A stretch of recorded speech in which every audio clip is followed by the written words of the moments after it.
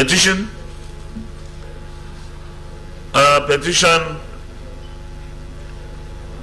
Petition. The Sungu Senator Kola Balogun to Olubadan of the Senate. Thank you, Mr. President. My distinguished colleagues.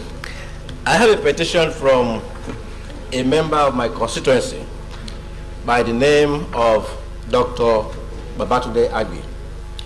This man has been an academic and a facilitator working for Open University of Nigeria since 2019. He has done a lot of work for the Open University, but we are surprised that till date, this man has not been paid his dues and his entitlement. He has tried on his part, personally, to ensure that they do the needful. They have refused. And the chairman of the Ethics and Privileges have also intervened. On a personal level, this has not yielded any result. And so he is appealing to the Senate to assist and ensuring that his dues are paid to him and that justice is done in this particular instance. I so submit, Mr. President. Is he seeking any judicial remedy? No, sir, it's not seeking judicial remedy. You may let the petition, please. Thank you, sir.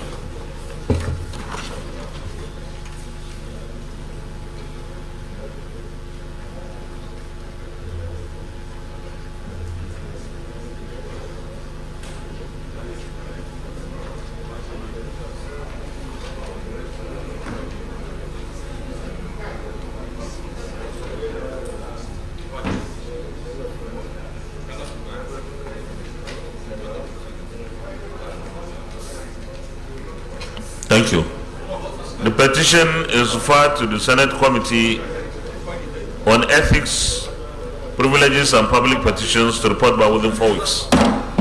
Petitions, the Single Senator Patrick Ayo Akin-Elure. Thank you, Mr. President. Distinguished colleague, my name remains Senator Ayo Akin-Elure, representing Ondo Central. Mr. President, presentation of petition not laid but referred to the Committee on Ethics from the Office of the President of the Senate. Senate Committee on Ethics, Privileges and Public Petitions, along with order 41 and 3, wishes to present to the Senate some petition yet to be laid from the Office of the President of the Senate in order to officially place the petition in the public domain through the floor of the Senate and for the votes and proceedings to capture the approval for referral. Mr. President, distinguished colleagues, please find below a summary of petition received from the Office of the President of the Senate for ease of reference. 1. Petition from Stanley Okoma against the Director of Finance and Appropriation, FMC Kefi, that the Federal Medical Center Kefi, Mrs. Nelson Blessing Okonufwa, and the immediate past DFA, Director of Finance, Dr. Samuel Adewale Adegoke. The subject matter of the petition for investigation of the Director of Finance and Appropriation, Federal Ministry of Federal Medical Center, Kefi, Mrs. Nelson Blessing Okonufwa, and the immediate past DFA, Federal Medical Center, Kefi, Dr. Samuel Adewale Adegoke, for high level of financial infractions, corruption, nepotism, and gross abuse of office between 2017 and 2020. A need for Senate intervention. 2. Petition from Abayomi Ashorobi Esquire of A. Ashorobi LP on behalf of EcoBank Nigeria PLC and Matt Emmons International Ventures Limited. Respondent, Kroger Investment Limited and Nigerian Television Authority. Subject matter of the petition. Petition for Senate intervention for the payment of a sum of 8,483,333,331 naira 48 kobo only to EcoBank Nigerian PSC as per indemnity in respect of Nigerian Television Authority's indebtedness. Finally, Mr. President, petition from Tajuddin Oguyemi on behalf of Lieutenant S.C. Dakari against Nigerian Army. Petition brought pursuant to Section 154 of the Armed Forces Act, Cap 820, Law of Federal Republic of Nigeria 2004, as amended, for the review of General Court Martial findings, an award after confirmation in the twin cases of a Nigerian Army versus Lieutenant S.C. Dakari, held at Headquarters 2 Division, Nigerian Army, Adekunle Fajuyi Cantonment, Ibadan, Oyo State. Mr. President, distinguished colleagues, to the best of my knowledge, none of the above petition is seeking judicial remedy. I therefore move, Mr. President, to seek the indulgence of the Senate of Federal Republic of Nigeria to lay the above petition before the Senate for official referral to the committee for further legislative action. I so move, Mr. President.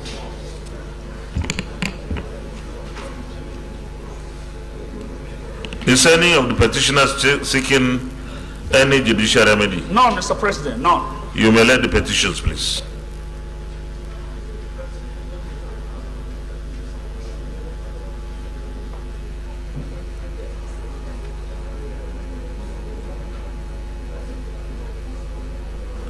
The petitions are referred to the Committee on Ethics, Privileges and Public Petitions to report back within 4 weeks. Any more petitions? Leader of the Senate.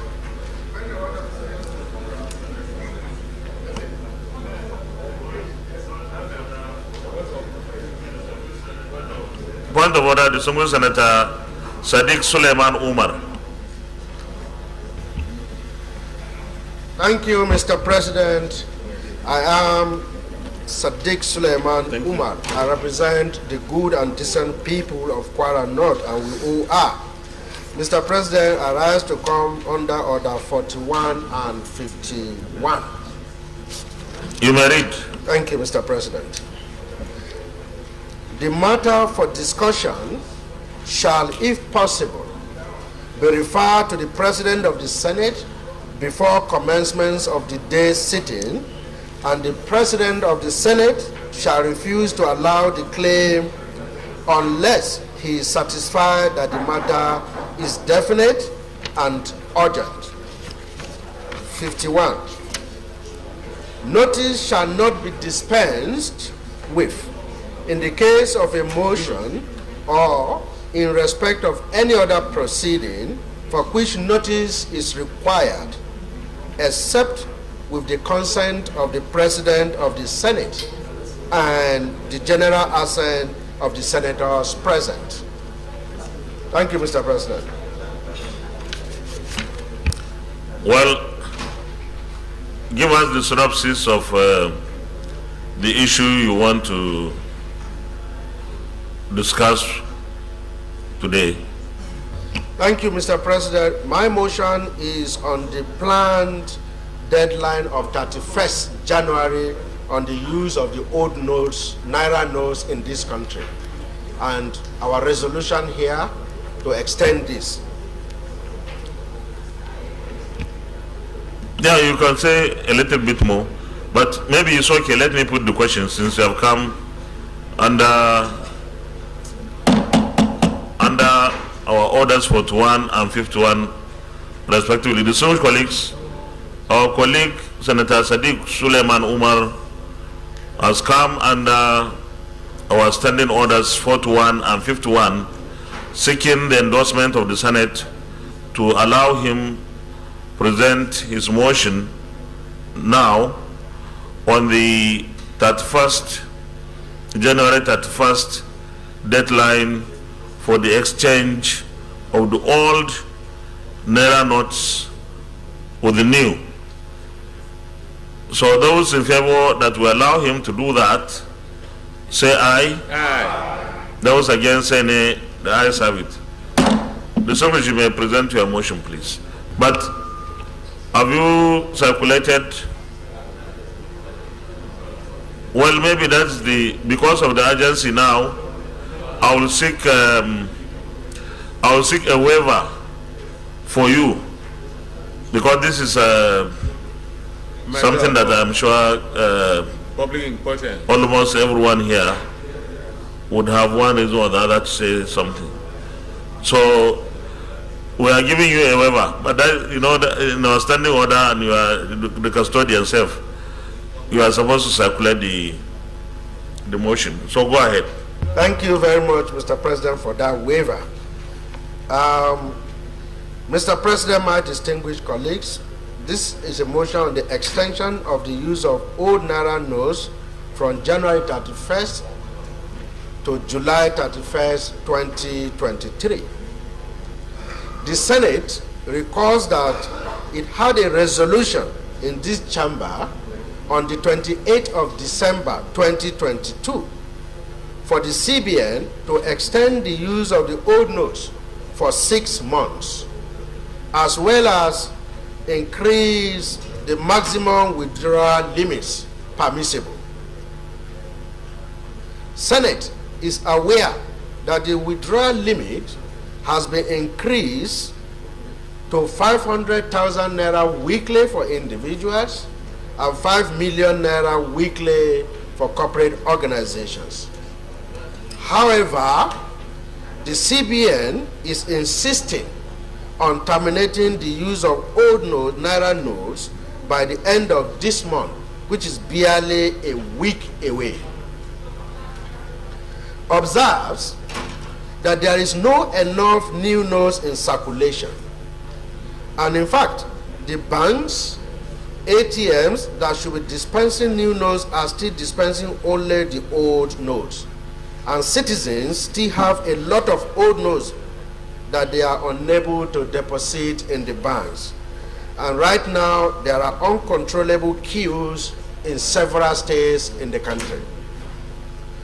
The Senate notes that experiences around the world have shown that such abrupt decisions with no control has been planned by the CBN created chaos and plunged the economies into crisis.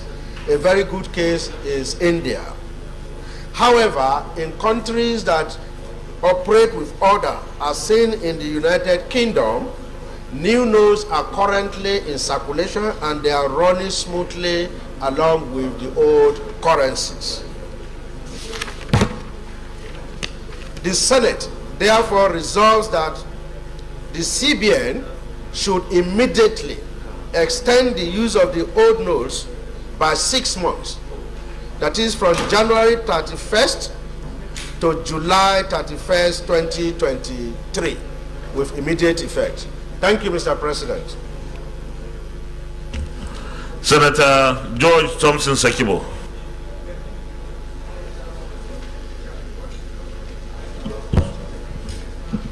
Thank you, Mr. Senate President. I am Senator George Thompson Sekibo. Chief Whip, please, the chamber is a bit noisy. All the whips are not. I think we will appoint a temporary whip. There is no whip in the chamber at all. No.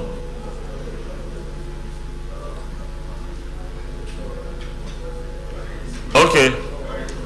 Senator Abdul Kwari, an acting chief whip. Okay, so. Order. Please proceed. Please.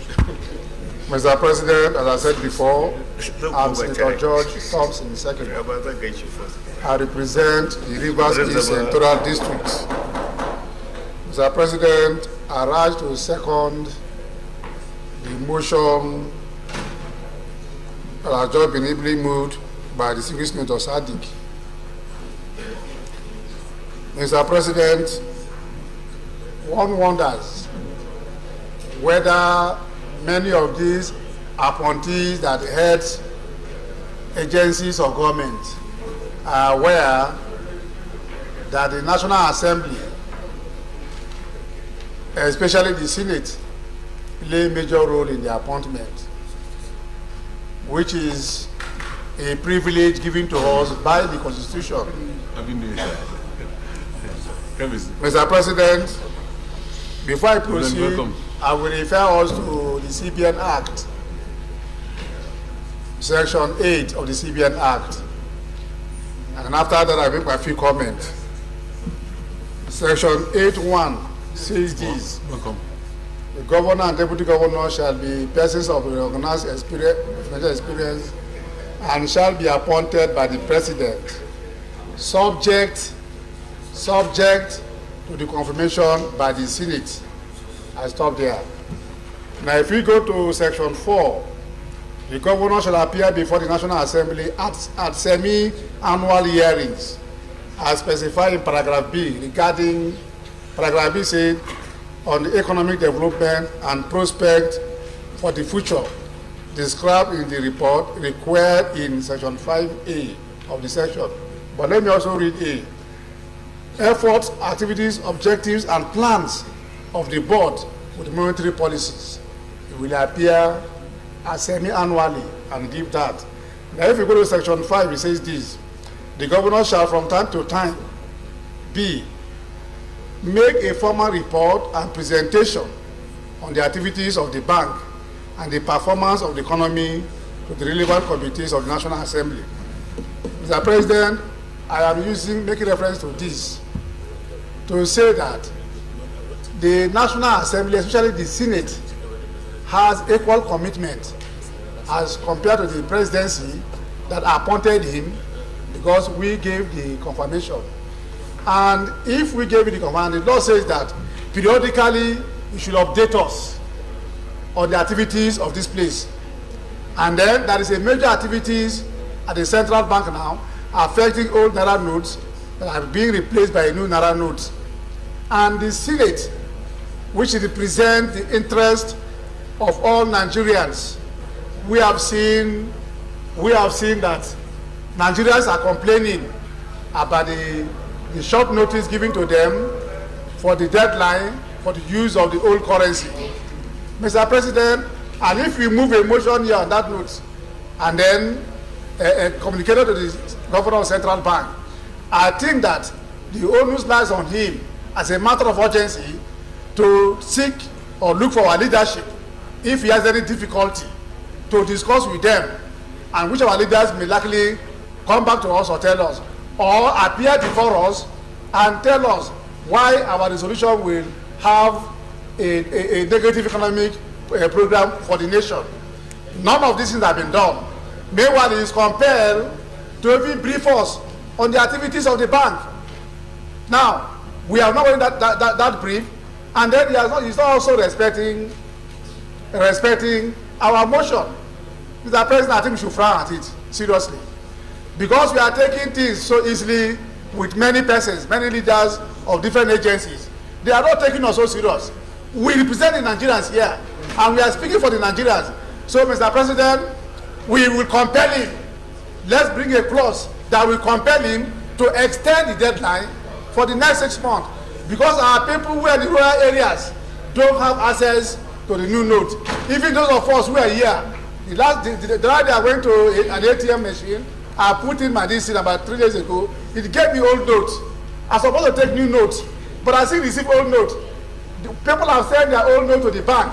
When they go back to the bank, I think you need to round up. They are still receiving old notes. We don't agree with it. Mr. President, we should put a clause to compel him to extend the deadline to July 31st. Thank you, Mr. President. Thank you. Distinguished Senator Ibrahim Hassan Adeja. Thank you very much, Mr. President.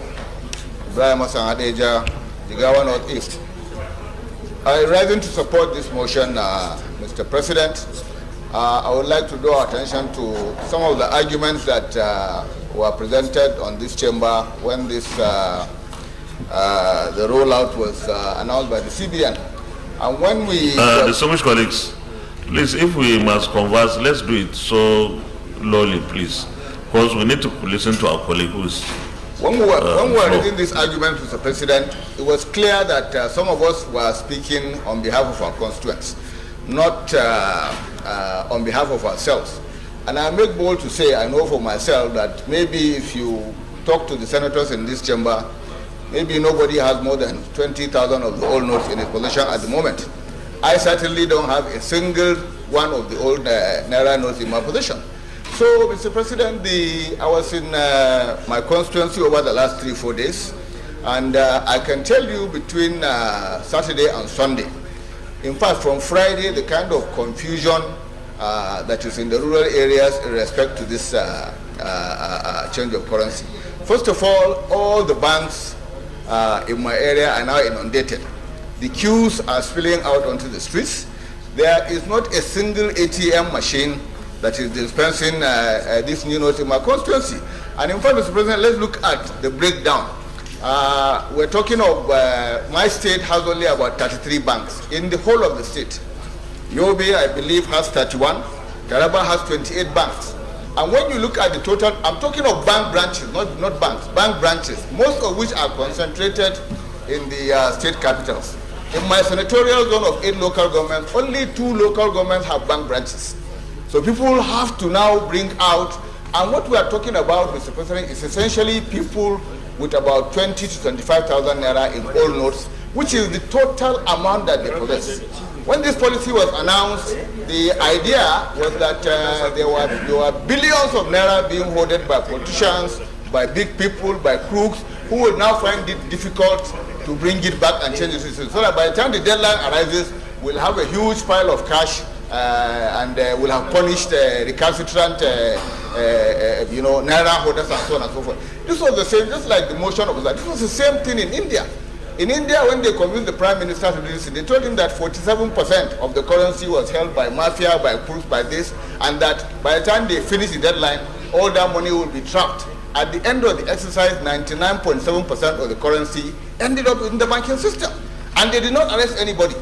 It will be interesting now to find out, who, because Central Bank has so far said they have recovered about 1.3 trillion of cash. Who have they arrested? The money we are talking about, the direct impact, Mr. President, is on the smallholder. I passed through Gujungu market, which is the largest weekly market we have in Jigawa State. And when you are coming to Gujungu, Mr. President, I'm sure you are aware, you have to either make a diversion. Distinguished colleagues, please, let's listen to our colleague in silence. Go ahead, please. Because of the sheer amount of transactions and the trucks, people bringing in their livestock and selling, on Sunday I passed through Gujungu without incident, Mr. President. Less than 30% of the normal trade was taking place. Why? Because they had already given an announcement, including by the largest wholesale market in the northwest, or maybe probably in the north part of Kantunkwari in Kano. They announced that as of Friday, they are not taking the old currency again. This was what sent people into a panic. And I said it here when we were arguing that what typically happens is that weeks or even months before the extension, people will start to say, we're not taking it anymore. So CBN's deadline of 31st is essentially in our market started last week. And you find queues of people, like I said, Mr. President, if you talk to the 200-300 people lining up to change, nobody has more than 50,000 naira. But the instructive thing is that is all the money they possess in this world. So, Mr. President, I think we should go beyond the technicalities and the statistics being churned out by CBN and appeal to the central bank governor to have an extension. It's not because the whole essence, if we are focusing on just putting a deadline, is that we are now saying, yes, we want to be punitive, just like he said when he announced the policy. We are trying to catch people who have hoarded money. I can assure you, Mr. President, anybody that had 10 billion naira in cash as at that point in time has changed it. The people that, when we see it happening every day, people that have taken this money, they change it to dollars. One person changed 109 billion naira that he sold to dollars. That's what's pushing up the exchange rate. So forget catching any big man. The problem is with the smallholder, with our small traders, who now, because what it's going to do is it's going to affect general commerce in the country. India lost 1.7% of its GDP. Because there's simply money. You enter, you stop Kekena now, he will ask you, do you have new money? If you don't have new money, you have to wait. So he loses his business because out of 20 passengers, maybe one person will have the new notes. People are stranded, they cannot engage in commerce, they cannot engage in legitimate trade. Because all of a sudden, this panic has set in. So, Mr. President, I support this motion in its entirety, and I hope that the CBN governor will see reason. Thank you very much.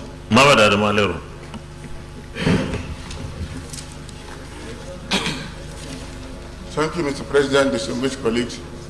Mohammed Adam Alier is my name. I represent KB Central. Mr. President, I raised to also lend my voice to this motion, ably moved by Sadiq Umar.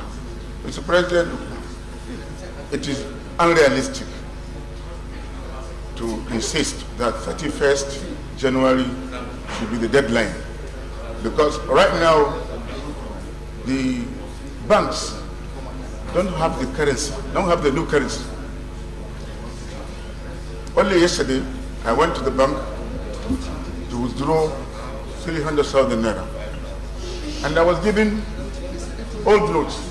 I said, look, I want to use this money beyond 31st January. And they said they don't have the new currency. So if it can happen to me, certainly it will happen to millions of Nigerians. So, not only that, Mr. President, from the report we got, not up to 60% of the currency, old currency, is now in the banking sector, which means more than 40% of the old currency is still in circulation. And if you insist on 31st of January, it means people are going to lose their money. Right now in rural areas, they don't accept the old currency. It is no longer legal tender, despite the fact that we have a week to the deadline.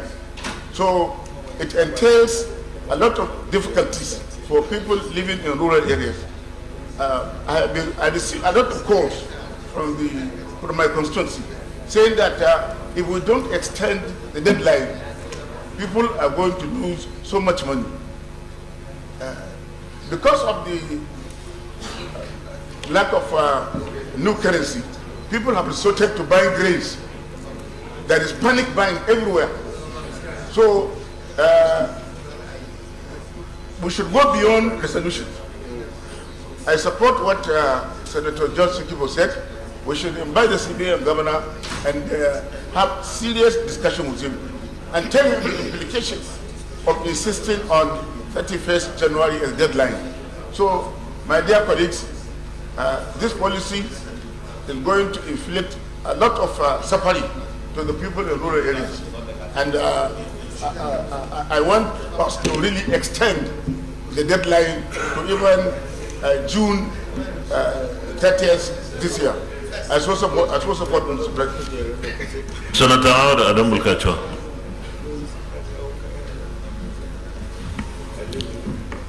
Mr. President, my distinguished colleagues, my name is Senator Adamu Mohammed Bukachua, representing Bauchi North Senatorial District. While I rise to support this motion, I would like to share the information I got yesterday from my own constituency, where I have 7 local governments, and only 1 local government has banks. All the other 6, there is no single bank in those local governments. So they called me and said they are wondering what the federal government or the central bank is trying to do to them, because they said some of them have been keeping some of their old money in their homes so that they use it to trade in local markets. Every day of the week there is a market holding. So they said now that people don't accept old currency, and they brought their money, their old currency, to the only bank in the constituency, which is in Azare, and the queue is just unbearable. In fact, I spoke to the manager of that branch, that bank branch, and he said they have been staying in the bank up to 12 to 1 a.m. because people bring in their money and they cannot just take it, they have to count. And after counting, they have to write the normal receipts and deposit that money.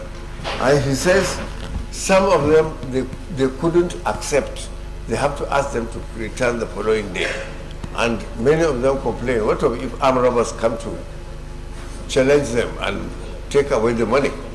So this situation is becoming really desperate for my people, the people in my own constituency. And I believe my ears didn't tell me lies when I heard that Yobe State Governor has made a special appeal for Yobe only to be given extension, which I thought is maybe he didn't consult you, that's why. Otherwise, he should have told you so that the whole National Assembly would rise to the occasion.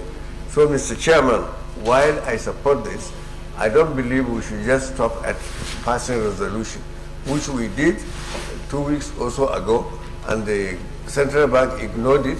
I think we must devise something to force the central bank to extend this. Otherwise, there will be chaos in our constituencies. Thank you. Before I call Senator Ibrahim Yahya Olorogbe to speak, let me make a clarification here. When we have to debate a motion, we take resolutions. And when we say we should go beyond our resolutions, then it means we have to have bills. Because to change laws will be compelling when laws are passed. You can push for the resolutions to be respected, but resolutions cannot take the powers and authority of laws. So we can push for our resolutions to be respected, but if we want to bring what I think is forceful, then we have to look at the laws existing or come up with new laws. Senator Olorogbe. Thank you, Mr. President, distinguished colleagues. My name is Ibrahim Yahya Olorogbe. I represent Kwara Central Senatorial District. Mr. President, thank you for granting me the permission to speak on this motion.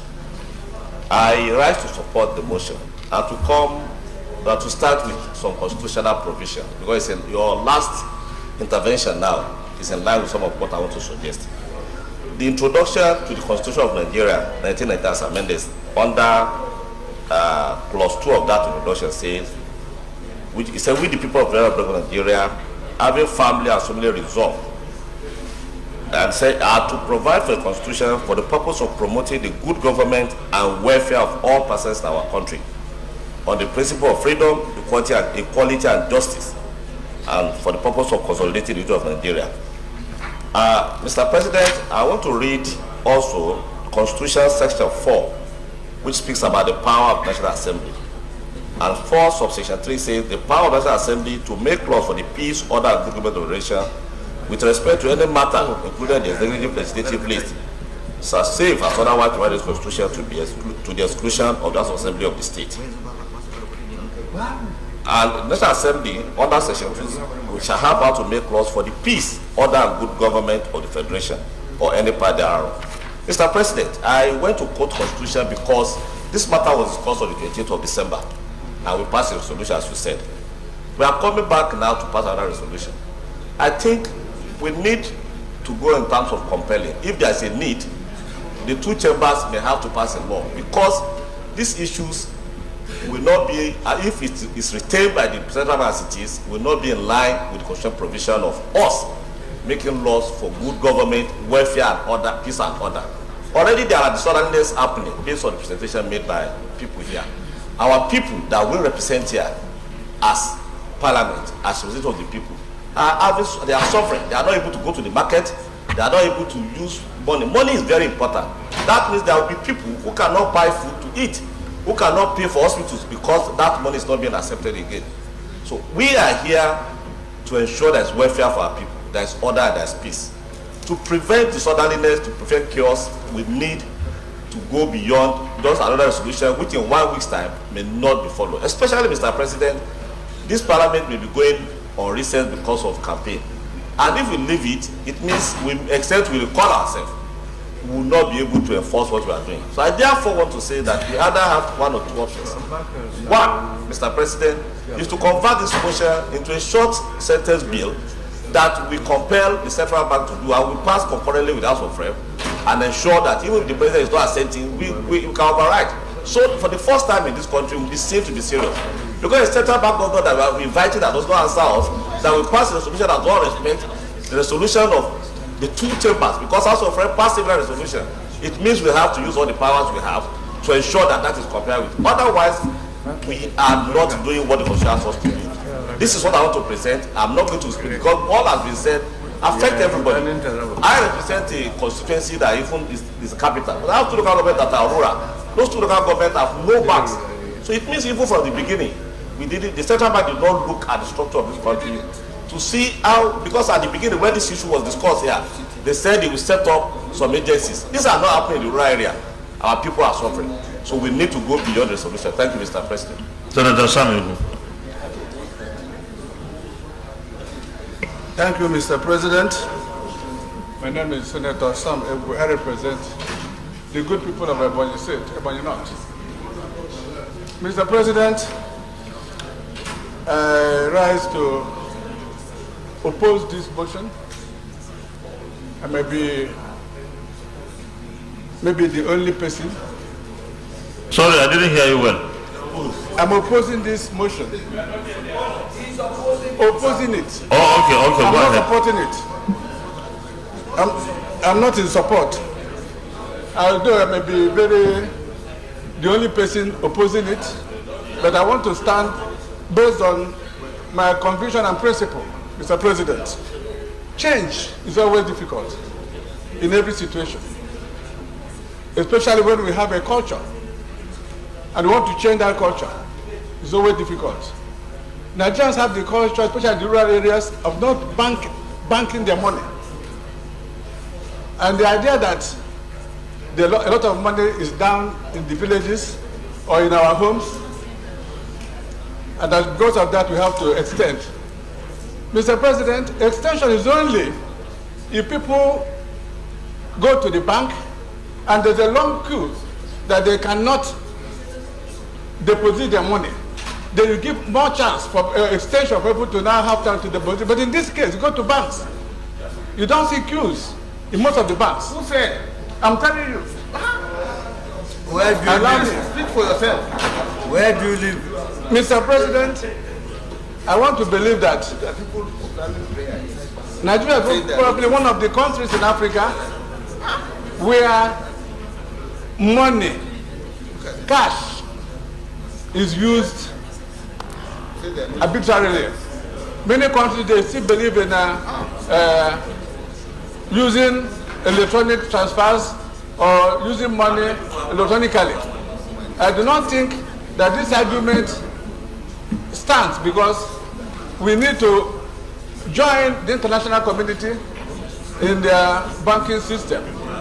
So, Mr. President, because people are averse to change, therefore that's exactly what we are saying now. And if we cannot extend it, I want to assure you that there's no time we will reach and we say we are satisfied.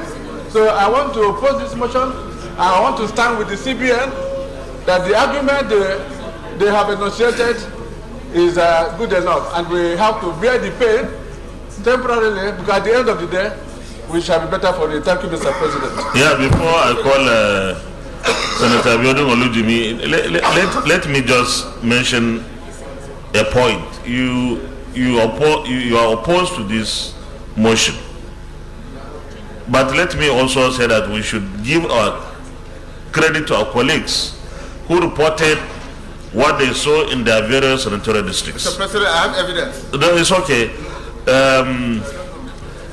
In my senatorial district, only 2 towns have banks.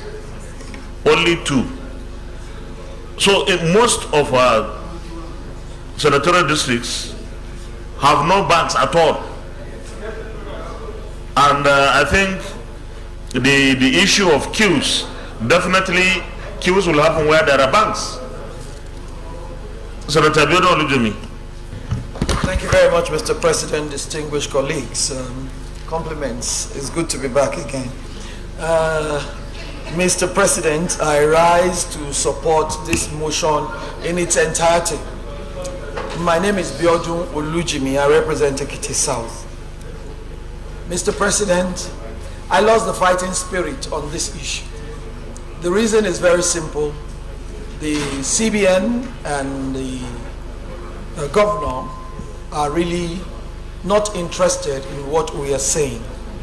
And so I believe where we are now, we should take a different stance.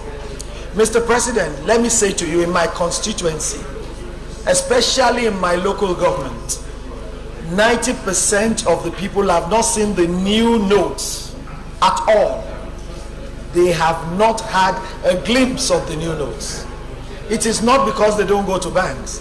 It is because our banks are only able to give us old notes. And so what do? They were in panic just 2 days ago, saying everything would expire. But what do they have? Small money, trade money. That's all they have. But they cannot also change it. The POS, the ATM machines work sparingly. And the people cannot even load only the new notes. They make sure they merge it with the old notes. So how will they manage? How are the ordinary people going to manage? There is a need for the CBN to look away from the elections, because this is everything about this is about the election. Look away from the election. Look at the issue of the ordinary people.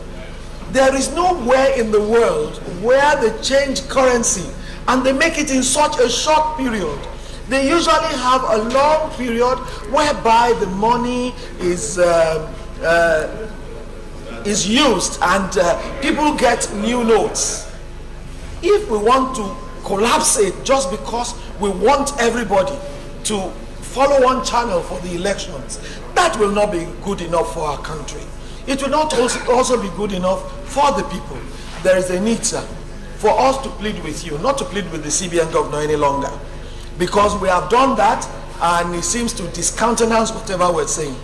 For you and the Speaker of the House of Reps to come together and ensure that this resolution is binding to the two chambers, and you take it to Mr. President and tell him that our people are suffering, that our people cannot go through this without collateral damage.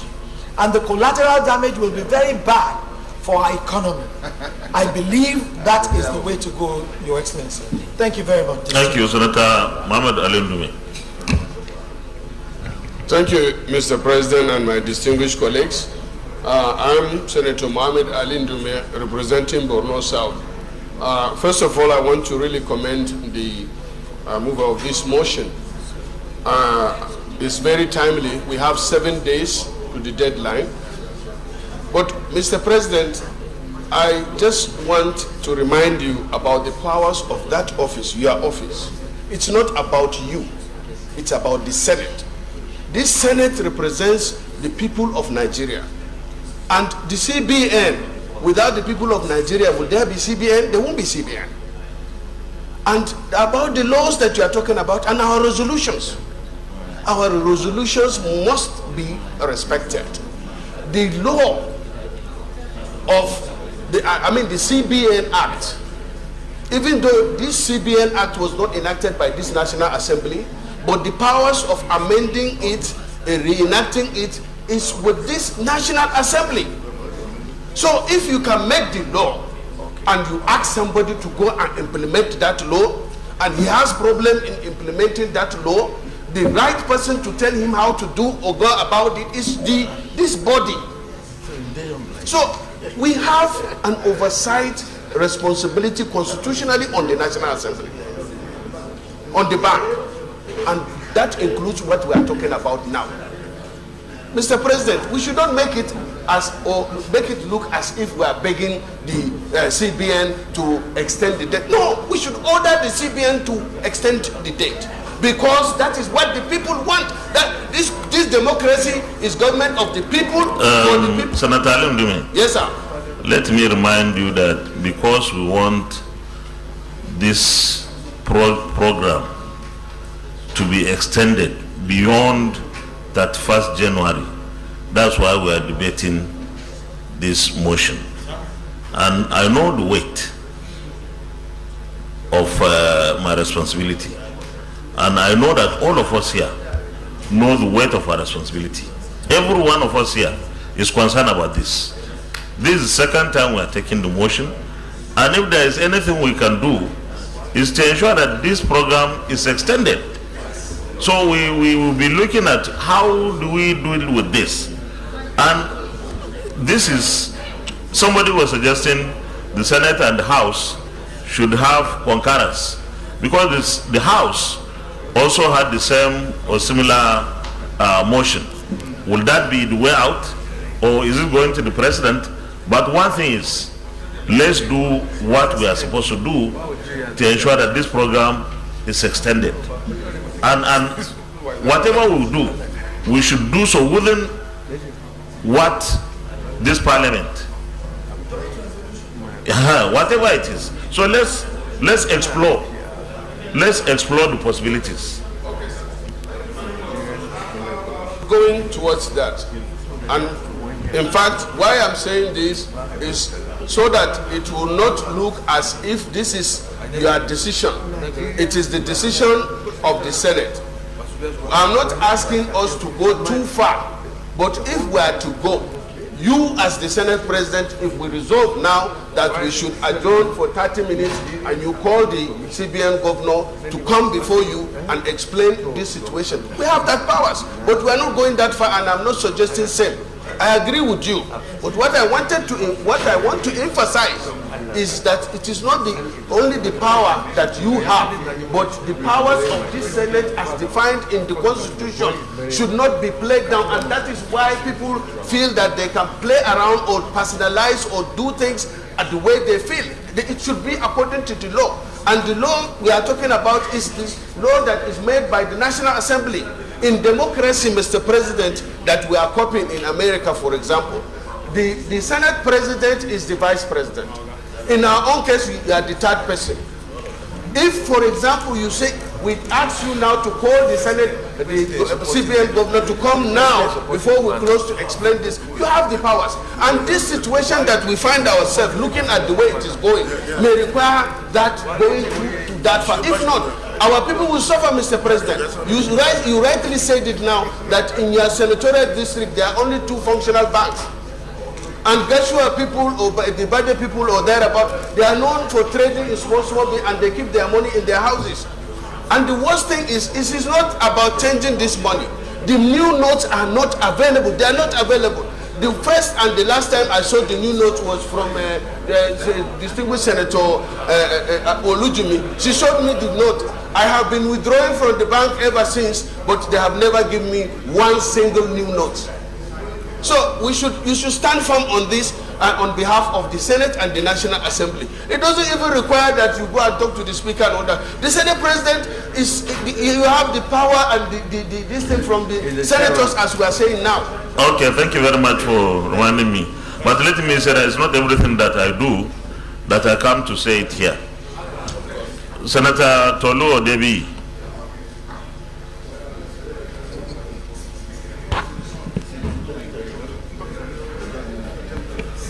Thank you, Mr. President. My name is Senator Tolu Odebi, representing Ogun West. Mr. President, I have listened attentively to my colleagues on this issue. And for me, I think it's just, I find it rather... Chief, you're also making noise. Sorry. No, well, for now, Chief Whip. So I have listened to my colleagues on this issue attentively. And for me, I just find it rather unfortunate that we seem to be reactive to issues when after they have occurred. And it was unfortunate that our Committee on Banking and Finance should have been very much in tune with this policy when it was coming up. They should have interacted with CBN. they should have, a lot of the issues that are being raised here probably should have been raised and then probably brought to the floor of the Senate. But having said that, I think I do agree with a lot of my colleagues that the money is not readily available. Where you see them now is at parties and a lot of functions where monies are being sold. These new notes are being sold. And I think even from the cursory investigation that I have done, I found that this policy had been in the CBN books for a while. And even a lot of people in the CBN were caught off guard because they did not anticipate it was going to be moved fast-tracked this early.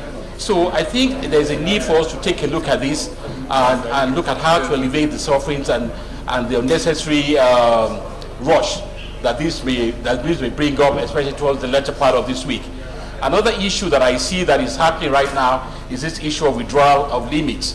Now all kinds of spurious bank accounts are being used within the banks.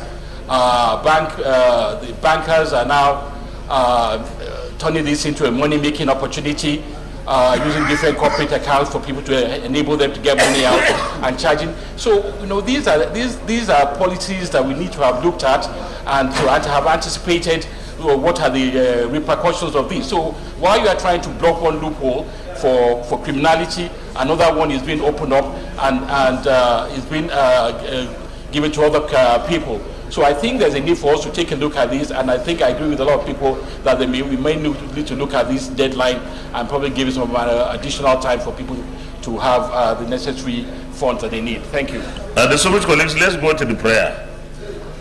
The Senate resolves that the CBN should immediately extend the use of all notes by 6 months from January 31st, 2023 to July 31st, 2023.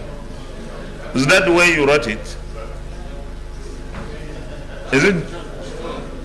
Is it June or July? June. That was our resolution of before. No, I think when we pass that resolution, it was end of December. Yes, it was end of December.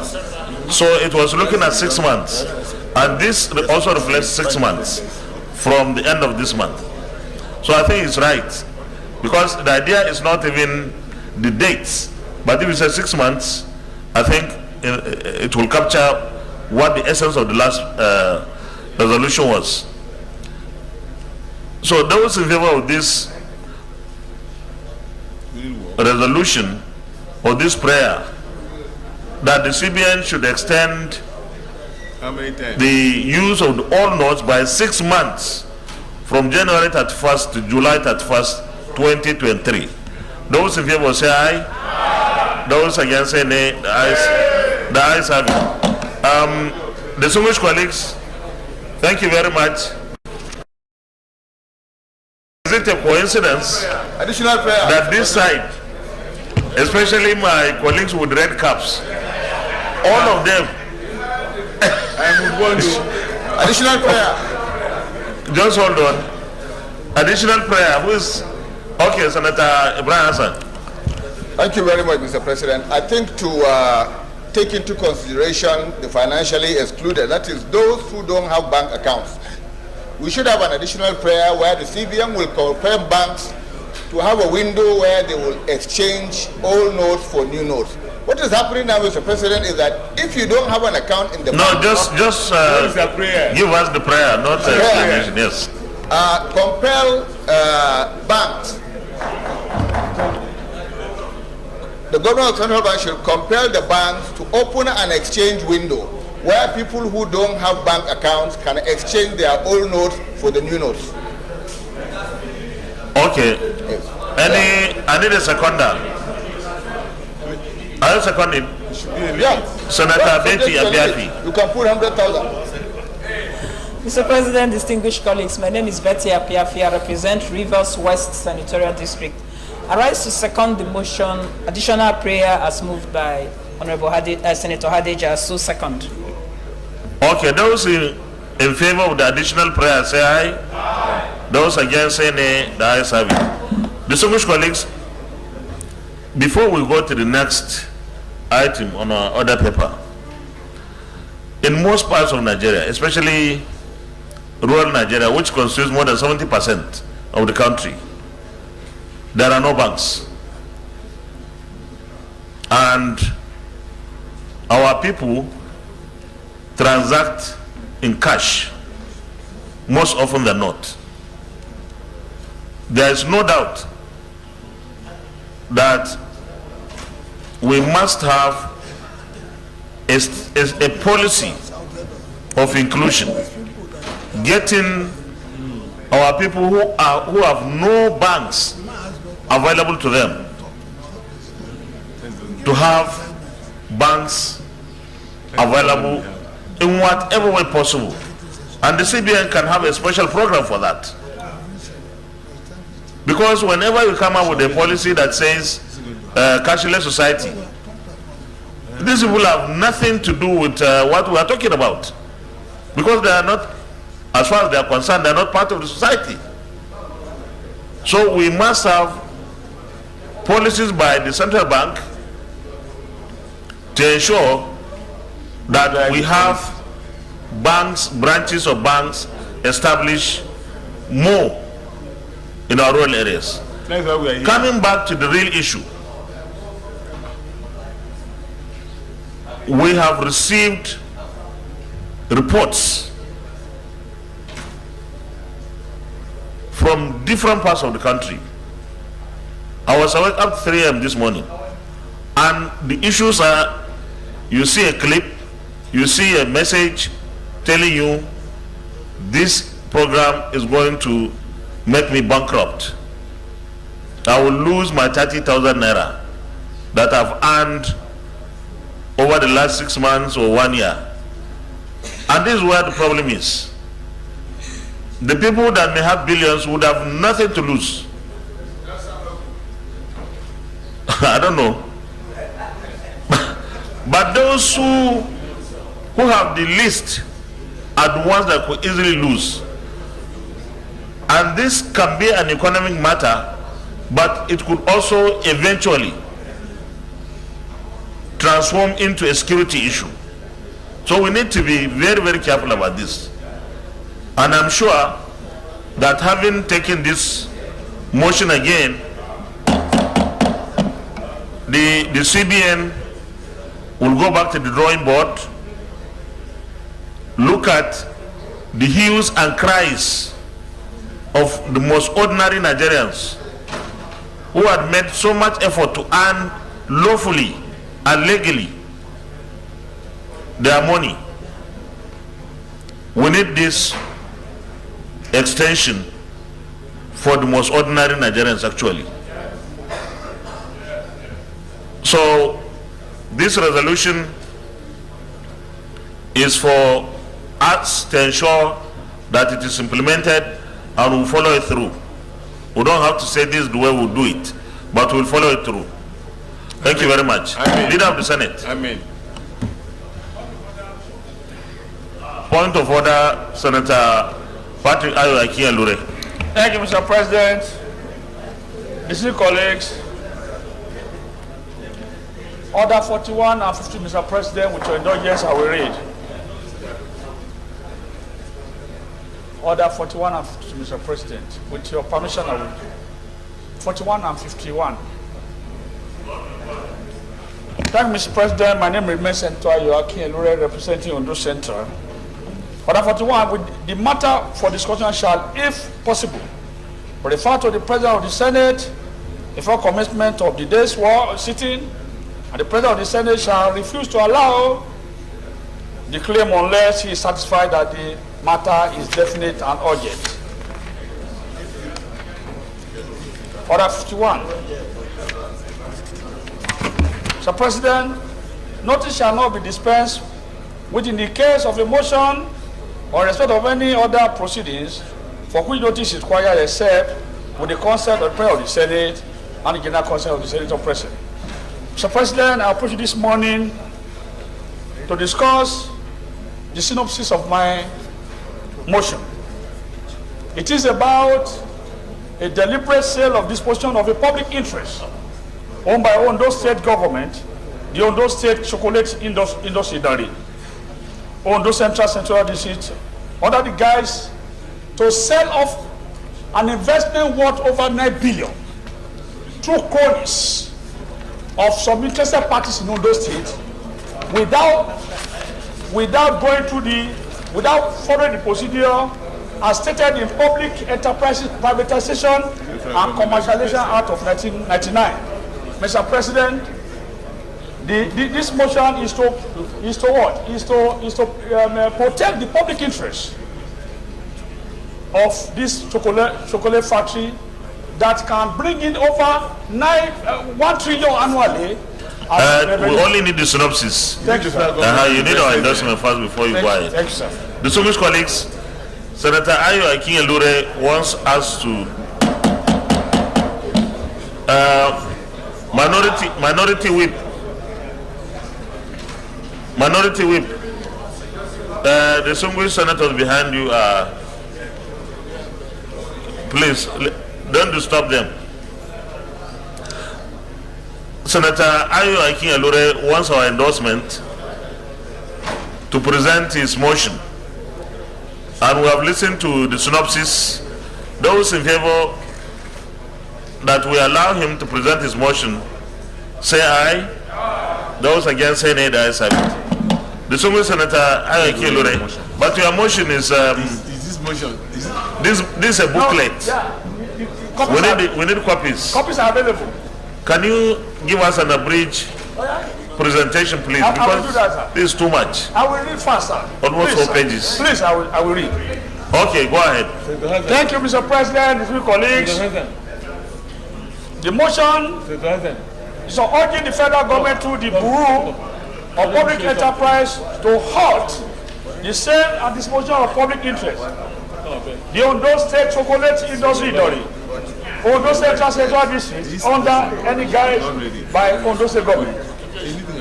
The Senate notes that Ondo State is one of the leading producing cocoa states in Nigeria, with over 60% of the dry cocoa being produced in Idari, in the local government area of Ondo State. Idari is endowed with very fertile soil, which is considered more suitable for the cultivation of cocoa.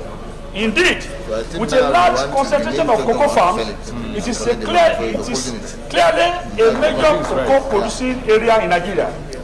Mr. President, this colleague, the cocoa from Ondo State Idari, in particular, contributed 60% of the Nigerian agricultural export produced in the 70s.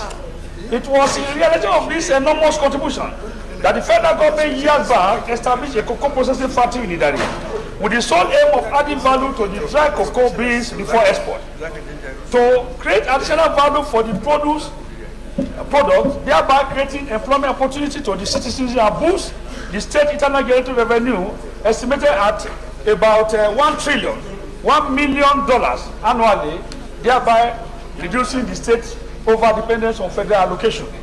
Further note that the Ondo State government, under the immediate passage of Governor Miko, established the cocoa processing factory as part of its statewide industrialization drive by taking over the moribund federal government asset and entering into partnership with an American chocolate industrialist, Eric Reid of Spamvola Chocolatier of the United States of America, with the aim of converting dry cocoa beans from the state to chocolate and cocoa butter, thereby adding value to cocoa produce in Nigerian cocoa produce before export. Aware that machinery for the smooth take-up of this very important industry were imported, installed, and equipped for commencement of production in partnership with Mr. Eric Spavola Chocolatier of USA. While the first batch of chocolate production was made in 2015, after the commissioning of this multi-billion naira project by the state government at the twilight of the Olusegun Mimiko administration in 2015. Further aware that the serving governor Arakunrin Rotimi Akeredolu, having inherited this project from his predecessor, pushed further funds into the project, and on Monday, 21st September 2020, commissioned another phase of the industry, thus setting the pace for commencement of large-scale chocolate and cocoa butter production in Idari, with capacity to produce 2.8 million tons of chocolate per annum, which was expected to translate to several billions of IGL to those state government on an annual basis. Further note that to guarantee constant supply of cocoa beans to the factory, the Oda cocoa plantation, which is over 1,744 acres, was resuscitated and made functional with over 250 cocoa farmers upscaling daily production from the farm in order to feed the factory. But up till now, the factory has not been put to operational use because of feeding agenda to sell the factory to cronies and friends at a giveaway price. Concerned that no sooner than the factory commenced operation, a plan was hatched to sell off the industry under the guise that the asset is unoperational, not minding the huge investment of over 9 billion. The state government has committed to the project. The principal partner, Mr. Eric Ray of Espanguvola Chocolatia, was sacked, while his partnership with the state government was revoked, thus putting the company and the huge investment of the industry in jeopardy. Further concerned that the state government, under a sinister motive, had concluded plan to put the company for sale to cronies without the due process of competitive bidding, in line with the Public Enterprise Privatization and Commercialization Act of 1999. Worried that some cronies of the government of the state had concluded arrangement to sell the same factory at a giveaway price at the detriment of the people of Ondo State and their local government in particular, without following due process in line with provisions of the Public Enterprise Privatization and Commercialization Act of 1999, which has directed public outcry to stop the government from selling the property of Ondo State meant to get employment for the good people of the state now and in future.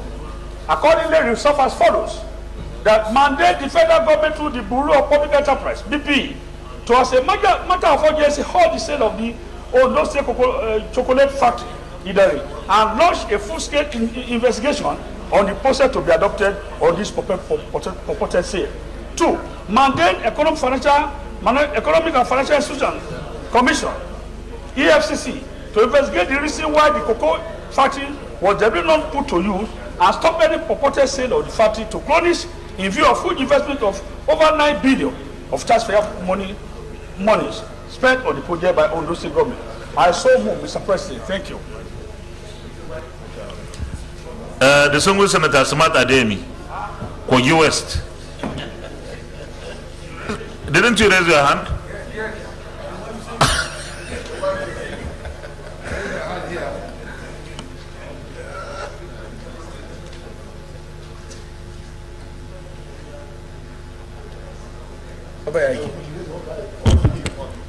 Mr. President, I thank you for allowing me to pass one of your remarks on this motion, ably moved by Senator Akin-Yelure, which bordered on the sales and disposition of public assets.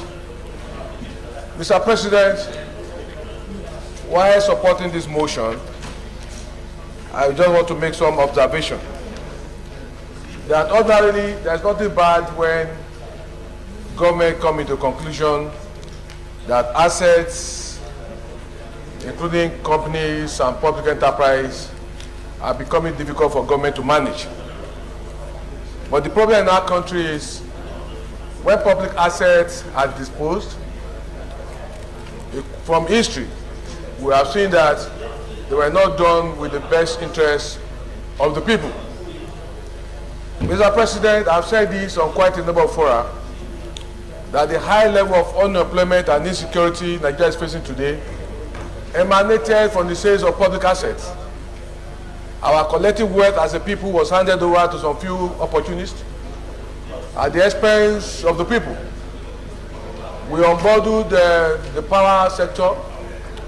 We unbundled quite a number of sectors with the aim that they will generate revenue and increase the well-being of the people. But public assets in time past that have been disposed were not disposed of with the intention of expanding the scope of operation and employment opportunities for Nigerians. So I support this motion, Mr. President, taking into consideration the history of our country and how we came to where we are today. Quite a number of government assets, including the iron and steel complex at Jakarta, that were disposed. Up to now, iron and steel complex at Jakarta is fallow, it's sit down, no employment, no production. NEPA has not improved, it has been sold, nothing is improving. And I'm happy that this is coming from a colleague, Senator Akinyelure, who is a member of the party that sold Nigerian assets, the expense of Nigerian people. They sold our assets in the PDP by their government, and at that time, those of us who were there won against selling public assets. They disposed iron and steel complex, they disposed the power holding, they disposed even the air we are breathing. That they will accelerate economic activities, they will employ more people.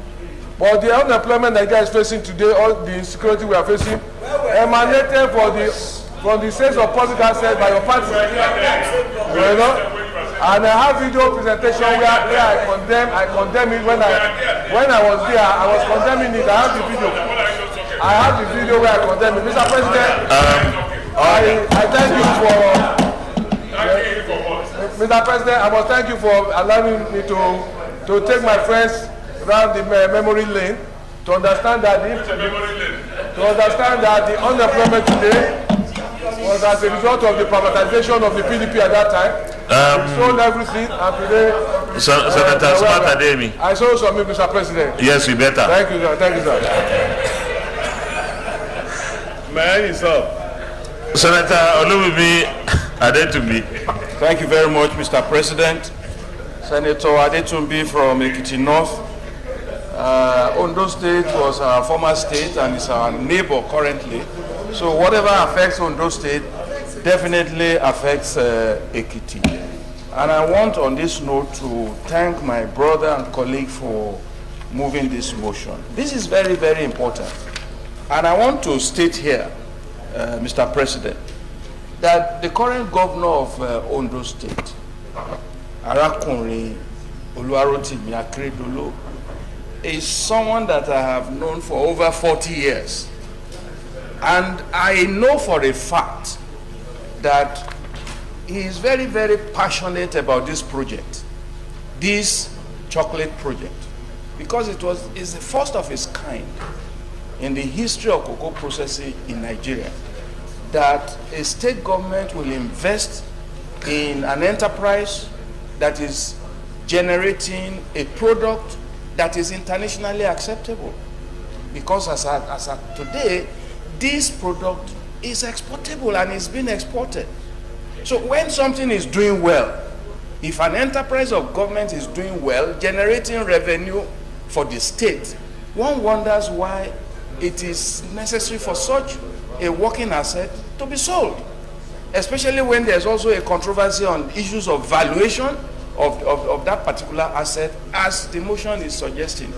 I think while we agree that it is not business of government to be in business, but when government is doing good business, it has no business selling that to people that are taking what is a commonwealth and privatizing it into the pockets of a few. It is the morality behind this motion that I'm supporting, and whatever the instrument of intergovernment relations that is available for us to prevail and persuade and plead with the governor of Ondo State to at least suspend this attempt to sell a very great product that I know Ogbeni himself, Arakunrin himself, wants to leave behind as a legacy of his government in Ondo State. Thank you, Mr. President. Well, before we go to the prayer, Mr. President, somebody's here. Before we go to the prayer, let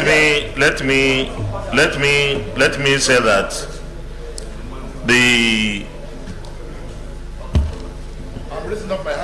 fact that a state government wants to privatize an enterprise is not bad. It's not a bad idea. Privatization itself is supposed to make things better. The processes, however, from our experience in this country, the processes that lead to the privatization are in most cases faulty. So I don't think it's a crime that they want to sell. They know where the shoe pinches. Maybe the company could do better in private hands, but that's not my. I think it's for the Senate to decide whether they should go ahead or somebody, as the prayer says, inviting EFCC into this matter. So the prayer is mandate the federal government through the Bureau of Public Enterprise to, as matter of urgency, halt the sale of the Ondo State Chocolate Factory, Idare, and launch a full-scale investigation. Those in favor say aye. Aye. Those against say nay. The ayes have it. Prayer 2. Mandate the Economic and Financial Crimes Commission. Mandate, please. Mandate the Economic and Financial Crimes Commission to investigate the reasons why this cocoa factory was deliberately not put to use and stop any purported sale of the factory to cronies in view of huge investment of over 9 billion of taxpayers' monies spent on project by Ondo State of Nigeria. Those in favor say aye. Aye. Those against say nay. The ayes have it. Leader of the Senate. I'm not happy about this. I've raised up my hand here since morning. Nobody has called me. This is bad. I'm leaving. I'm going home.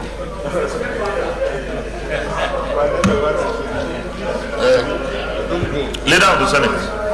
Mr. President, distinguished colleagues, the first business of the day is the presentation of a House bill standing in my name on the Federal College of Agriculture Technical Obon Biri by Elsa State Establishment Bill 2023 MDHB 1731. Distinguished colleagues, the chamber is noisy, please. Distinguished colleagues, order. Thank you. Clerk of the Senate. Mr. President, distinguished senators, Federal College of Agriculture Technical by Elsa State Establishment Bill 2023 HB 1731, first reading.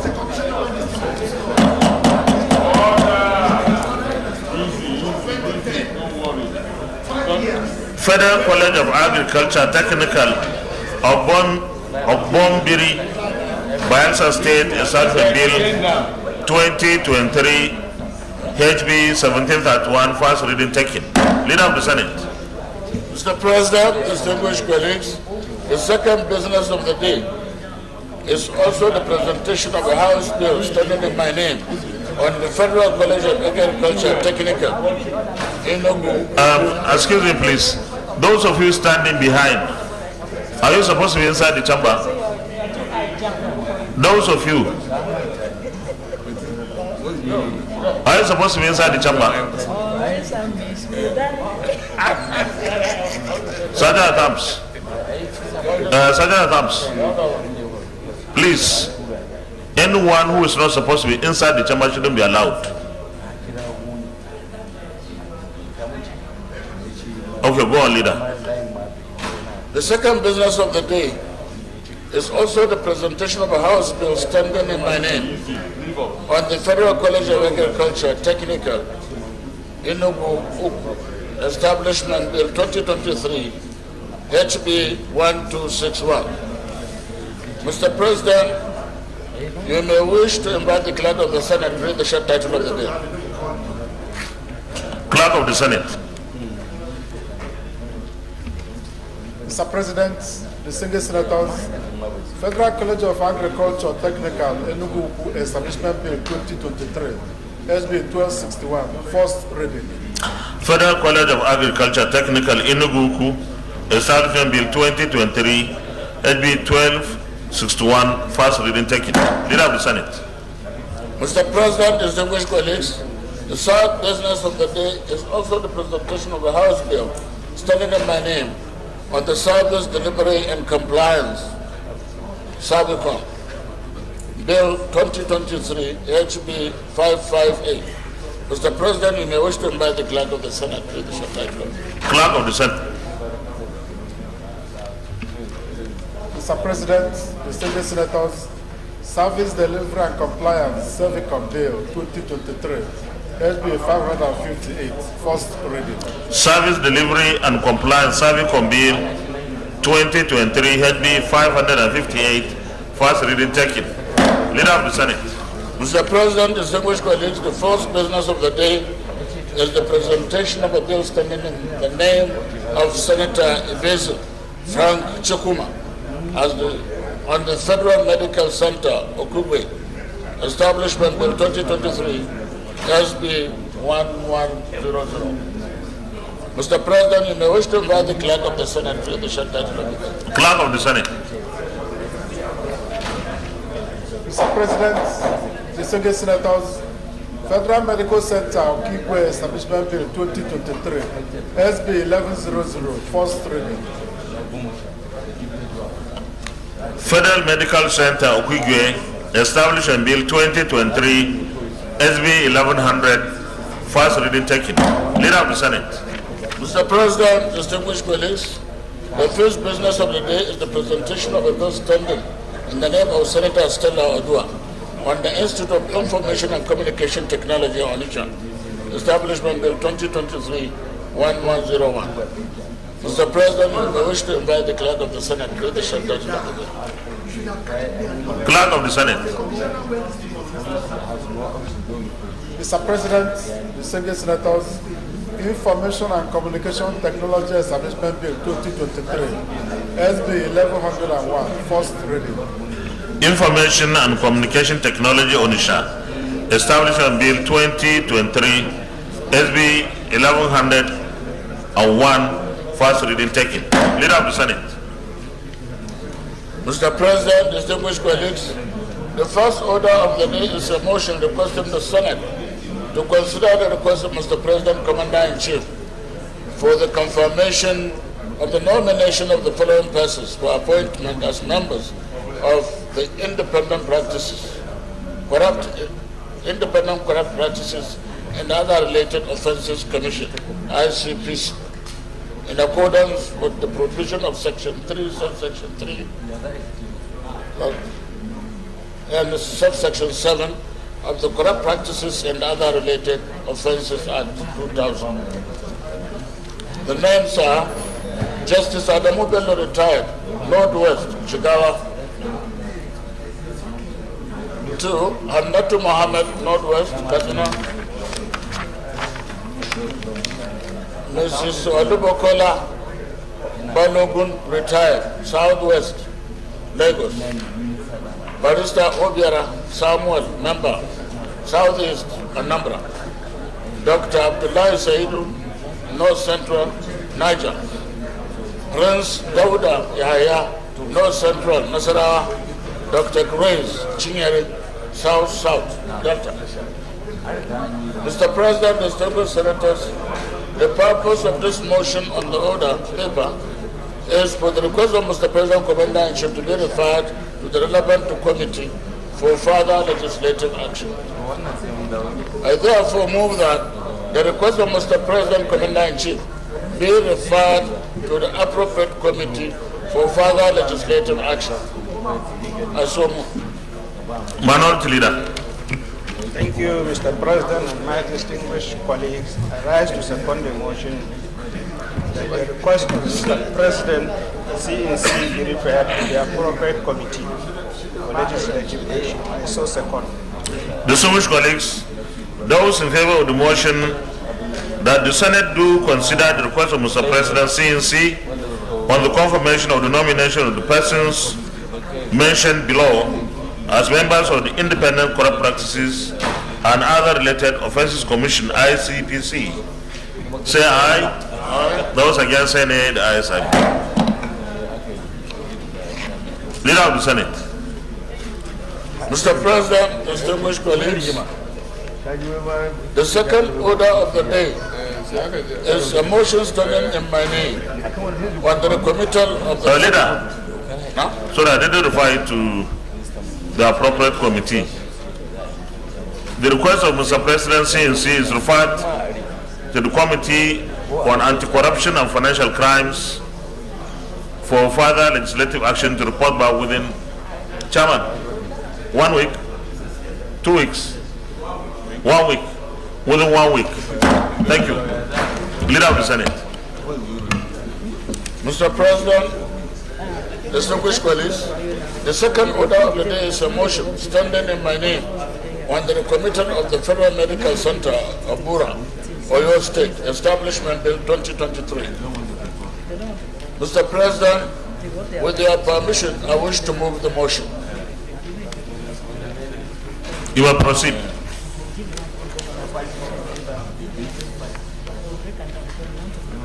The Senate records that the Federal Medical Center Ibura Bill 2023 was passed by the National Assembly and was transmitted to the President for assent.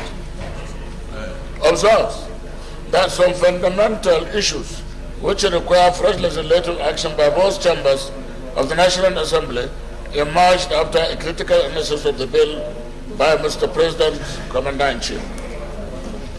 Aware that a technical committee of the Senate and House of Representatives and the Directorate of Legal Services met and worked on the bill, relying on Order 1, subsection B, and the Order 52, subsection 6 of Senate Standing Order 2022 as amended, accordingly resolves to resign its decision on the bill as passed and recommend same to the Committee of the Whole for consideration and passage. I so move.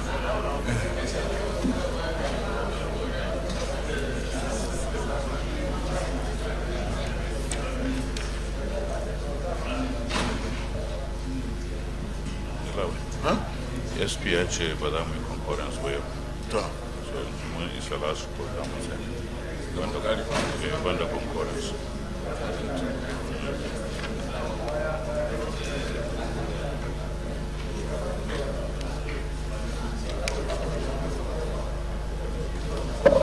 Thank you. Mun tsaya report na alƙali kenan ko? Ba za mu yi concurrence. But na san dai still we might move wannan. To ita kuma wannan tana magana wannan kage yanzu aka referring wannan report. Yanzu aka referring. Ke cike magana mai? To ai ba tana magana why not we take it tomorrow but Sunday ya suka da shi SP. Can stand down at education. Okay, I stand the national. Senator Biodo Olojumi, take your seat. No more talking. Yes, I've noted. Yes, yes, no problem.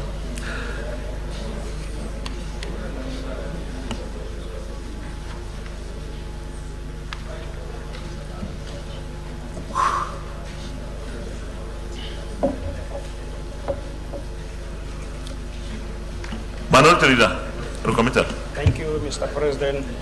I rise to second the motion that the Senate do resolve to the Committee of the Whole to consider the report. I so second.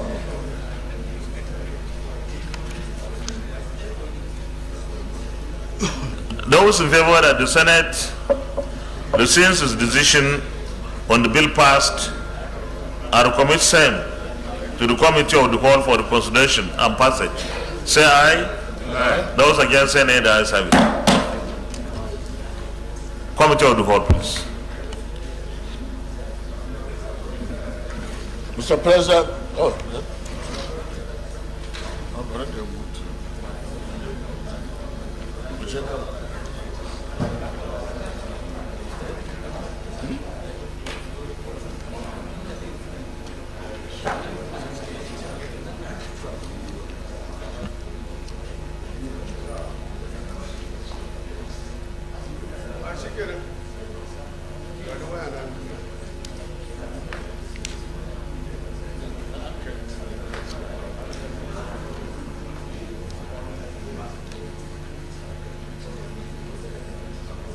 Chief Whip,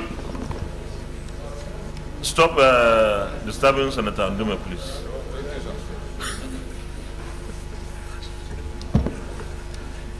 I hope we all have the report.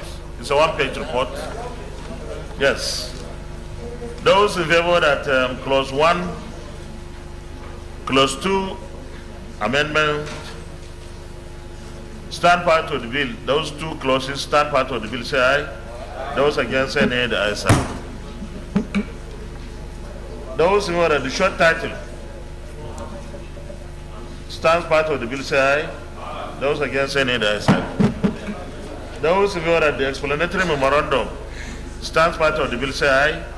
Those against, say nay. The ayes have it. Those in favor that the long title on page 1 stands part of the bill, say aye. Those against, say nay. The ayes have it. Leader of the Senate, plenary.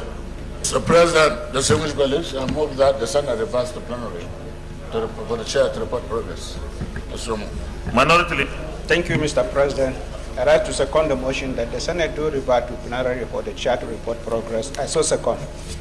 Thank you very much. Those in favor that the Senate reverse plenary for the chair to report progress, say aye. Those against, say nay. The ayes have it.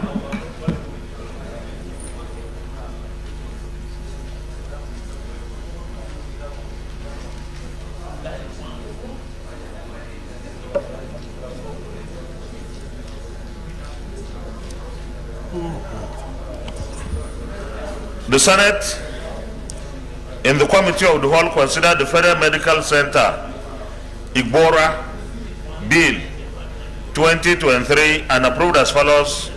Long title as recommended, clause 1 to 2 as recommended, short title as recommended, explanatory memorandum as recommended. Is this a true reflection of what transpired in the Committee of the Whole? Yes. Thank you. Leader of the Senate, third reading. Mr. President, distinguished colleagues, I move that the bill be now read the third time. I so move. Minority Leader. Thank you, Mr. President, and my distinguished colleagues. I second the motion that the bill be read for the third time. I so second. Distinguished colleagues, those in favor of the motion that the bill be now read the third time, say aye. Aye. Those against, say nay. The ayes have it. Clerk of the Senate. Mr. President, distinguished senators, the bill for an act to provide the legal framework to establish the Federal Medical Center in Igbora, Oyo State, and for related matters 2023, third reading. A bill for an act to provide the legal framework to establish the Federal Medical Center in Igbora, Oyo State, and for related matters 2023, third reading taken, and the bill is passed. Leader of the Senate. Mr. President, distinguished colleagues, the first order of the day is the second reading of Nigeria.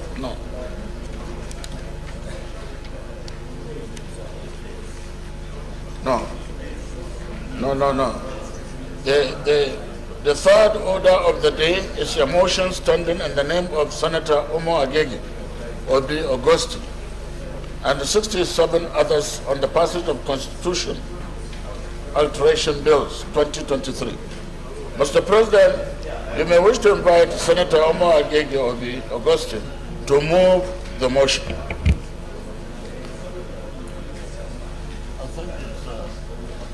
Opayemi. Senator Opayemi, you are the one to present the motion, right? In place of the Deputy Senate President. Very well, Mr. President. No, not yet. Okay.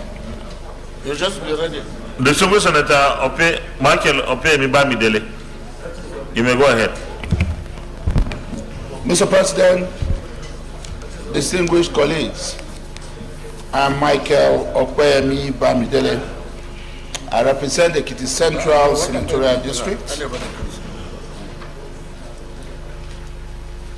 And I stand, Mr. President and distinguished colleagues, to present a motion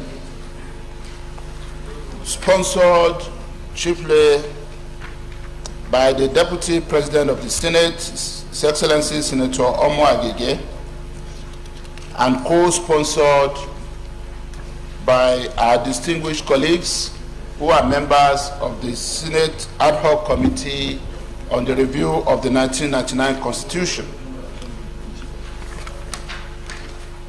Mr. President,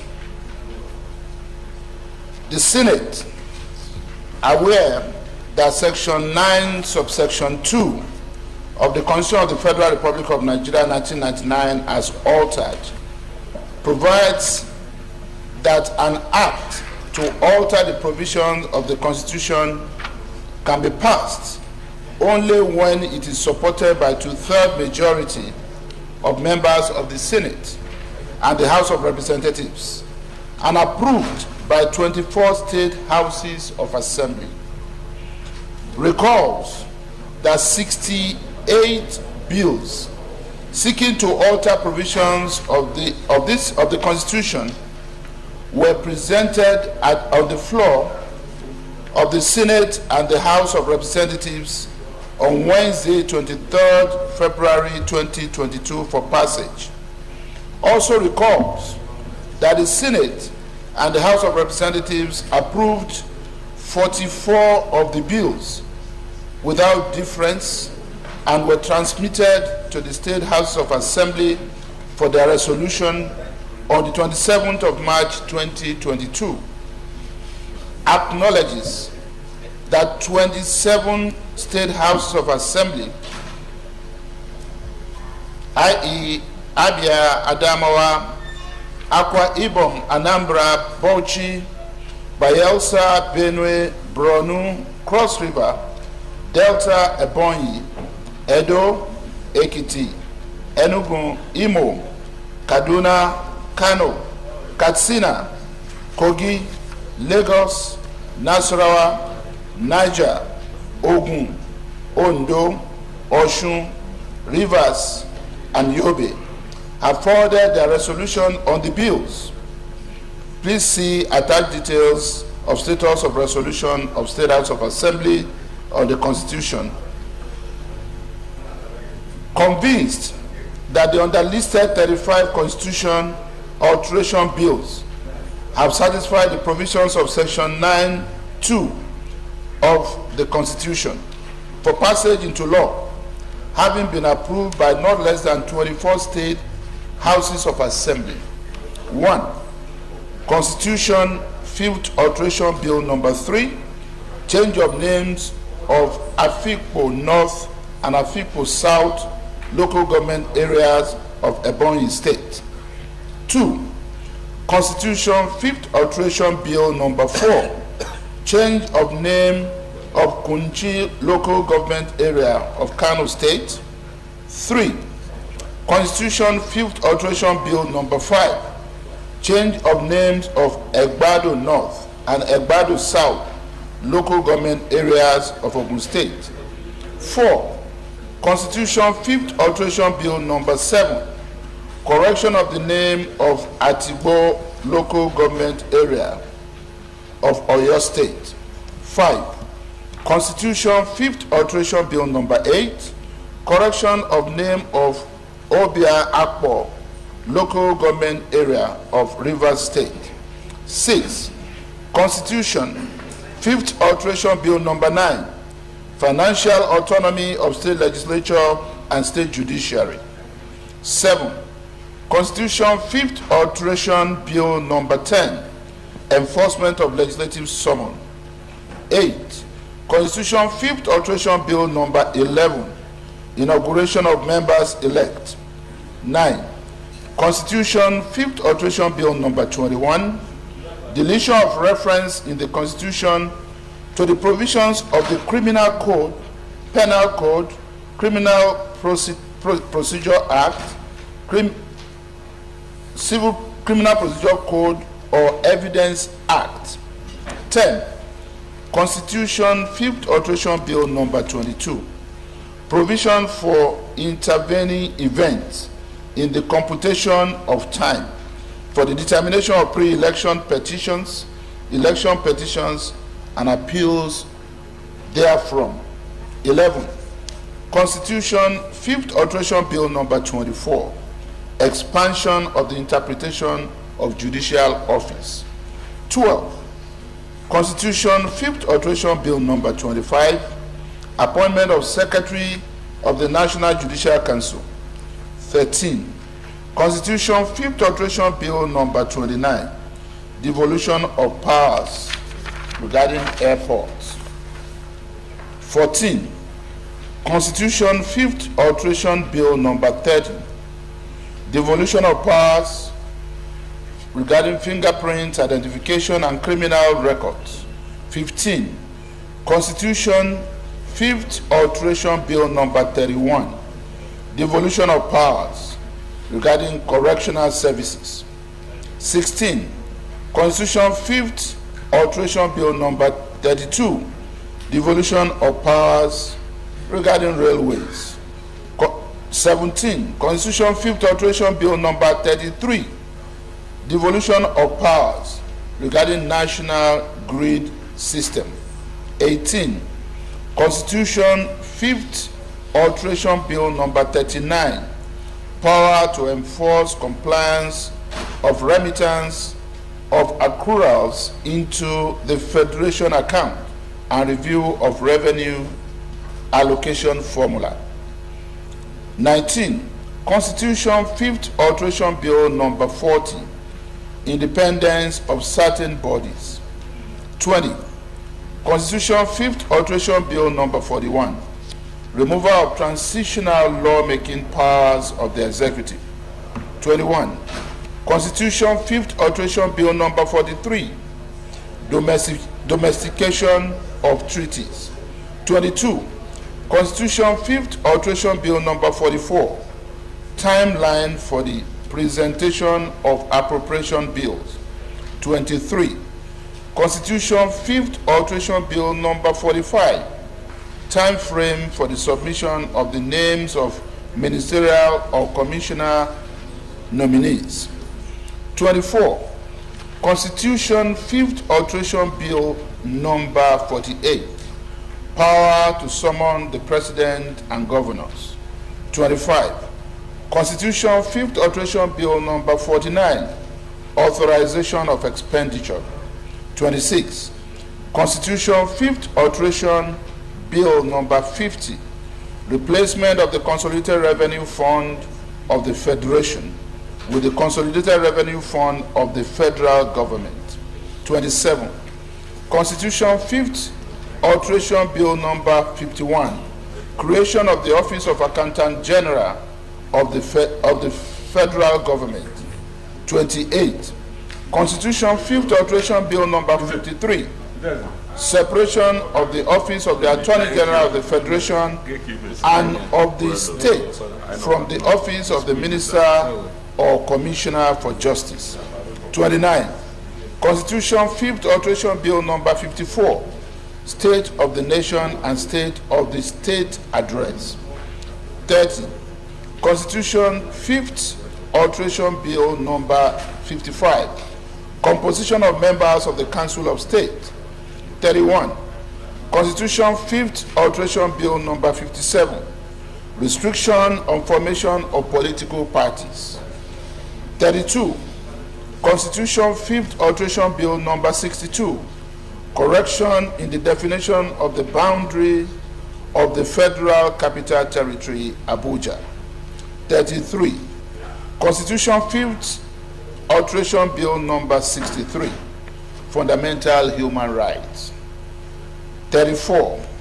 Constitution 5th Alteration Bill number 65, on food security. 35. Constitution 5th Alteration Bill number 66, on Nigeria Security and Civil Defense Corps. Accordingly, resolved to 1. Direct the clerk to the National Assembly to transmit the 35 bills that have so far met the requirement of the provision of Section 9, subsection 2 of the Constitution to Mr. President and Commander-in-Chief of the Armed Forces of the Federation for assent in line with the provisions of the Acts Authentication Act. And 2. Urge the following State Houses of Assembly: Gombe, Jigawa, Kebbi, Kwara, Oyo, Plateau, Sokoto, Taraba, Zamfara, that are yet to forward their resolution on the bills, to do so in fulfillment of their constitutionally impose legislative obligation to the Constitution amendment process. Mr. President, I so move. Distinguished Senator Betty Apiafi. Mr. President, distinguished colleagues, my name is Betty Apiafi. I represent Rivers West Senatorial District. Mr. President, I rise to second the motion for the passage of the Constitution Fifth Alteration Bill 2023 as so second.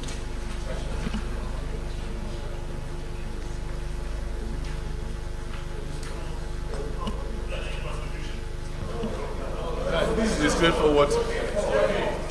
Comments on the report. Okay, I think we have been waiting for this report for a very long time. The National Assembly had worked on all the 64 issues, and I think we had expected a much earlier submission from the State House of Assembly. We still have some that are outstanding, but in the interest of speedy work, I think this motion is very important, that Mr. President receives something to work on. Meanwhile, we still expect that the State House of Assembly would turn in their own, those who have not, because there are some few states that are still being waited. So with this, we go to the prayers. There are two prayers for this motion. Direct the clerk to the National Assembly to transmit the 35 bills that have so far met the requirement of the provision of Section 9, subsection 2 of the Constitution to Mr. President, Commander-in-Chief of the Armed Forces of the Federation, for assent in line with the provisions of the Acts Authentication Act. Those in favor of this prayer say aye. Aye. Those against say nay. The ayes have it. And prayer 2, urge the following State Houses of Assembly: Gombe, Jigawa, Kebbi, Kwara, Oyo, Plateau, Sokoto, Taraba, and Zamfara, that are yet to forward their resolution on the bills, to do so in fulfillment of their constitutionally imposed legislative obligation to the Constitution amendment process. Those in favor of this prayer say aye. Aye. Those against say nay. The ayes have it. Thank you very much. Leader of the Senate. Sorry? Ovation. Observation. Which is it, an order or observation? Well, leave that to me, please.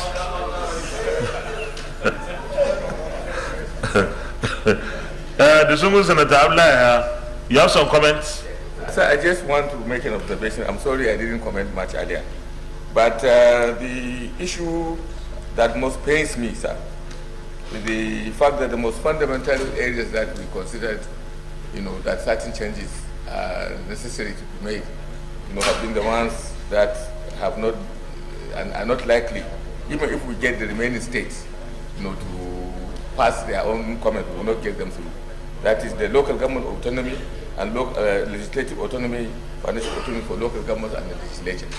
So even if these other states that are outstanding, made their own submissions in a positive way, which I don't expect anyway, even if they do, these bills will not pass.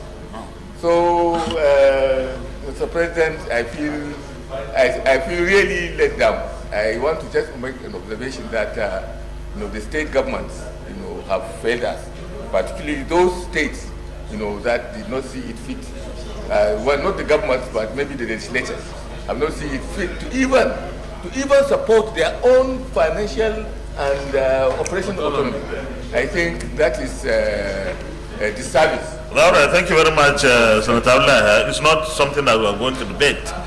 But let me add here that this is democracy. Unfortunately, most of the time, the attention of the public is on National Assembly. Even when there is need to also focus on the State House of Assembly when the Constitution is amended, it's been amended. And this is what is happening. The National Assembly had done its work. Now in the State House of Assembly, those particular amendments that many Nigerians feel are so critical and crucial for entrenching democracy in Nigeria have not passed. So it is very important that while citizens take particular interest in what the National Assembly does, they should equally take interest in what happens in our states, because it takes two to tango in the case of constitutional amendment. But all hope is not lost. We hope that the few that are left will make the difference that we need. But in a situation where they don't, I think the 10th National Assembly would have the responsibility again to go and follow this route of constitutional amendment.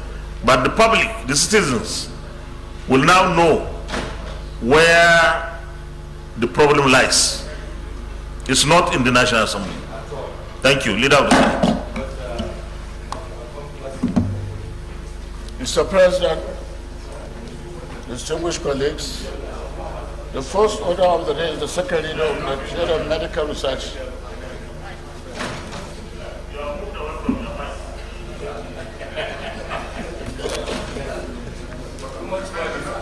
Mr. President, distinguished colleagues, the first order of the day is the second reading of the Nigerian Medical Research Council Establishment Bill 2023, SB 1093. Distinguished senators will recall that the bill was read the first time in this chamber on Thursday, 17th January 2023. Mr. President, you may wish to invite Senator Honorable Yahaya Ibrahim to move the motion for the bill to be read a second time. Distinguished Senator Yahaya Ibrahim Yahaya Olurogbe, Kwara Central. Thank you, Mr. President, distinguished colleagues. My name is Ibrahim Yahaya Olurogbe. I represent the people of Kwara Central Senatorial District. That is known as the Lorry Emirate, the southernmost emirate of northern Nigeria. Mr. President, my highly respected and distinguished colleagues, permit me to lead the debate on this very important bill, which seeks to establish the Nigerian Medical Research Council as an autonomous council to carry out medical research in all its ramifications and to make provisions for the transfer of assets and liabilities of the National Institute of Medical Research established under the National Agency for Science and Engineering Infrastructure Act of 1992. Mr. President, my respected colleagues, let me use this opportunity to highlight the background and objectives of this bill, which I believe will not only justify this laudable legislative initiative, but will also motivate this chamber and indeed the National Assembly to accelerate the legislative process in passing the bill expeditiously and for the President of the Republic to assent to it to become an act. Distinguished colleagues, medical research has been in existence since time immemorial. It is the process of investigating causes of disease, patterns and trend of diseases, the risk factors for disease, treatment options, method of prevention of disease, differences in prognosis, that is the outcome of illnesses in different persons, sexes, age groups, environment, and other variables. It is through research that man has been able to overcome the effect of diseases, to extend life expectancies, reduce or eliminate sufferings from disease or their treatment, develop various forms of innovations in the promotion of health, prevention of illnesses, diagnose disease, treat disease, and rehabilitate persons affected by diseases. Medical research leads to significant discoveries, improve healthcare, and ensure that patients receive the best care possible.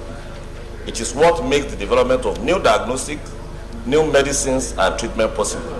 Without it, man will not be able to move forward in the development of medicine and improving living standards and longevity.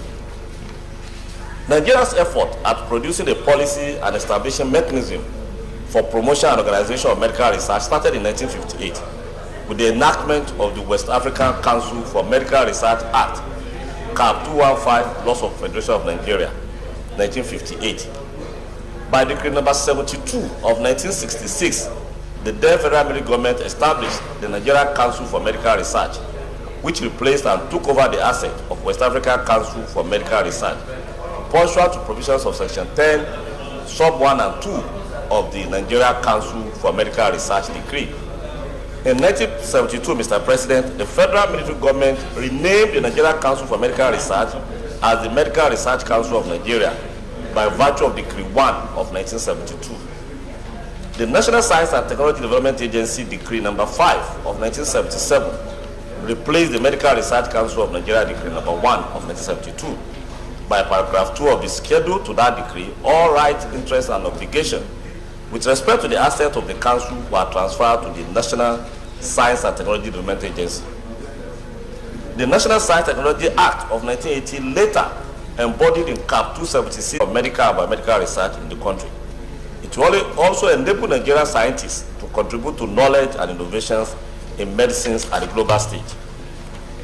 Mr. President, distinguished colleagues, the main object of the Nigerian Medical Research Council bill are through research, development, and technology transfer to promote the improvement of the health and quality of life of the population of the Federal Republic of Nigeria.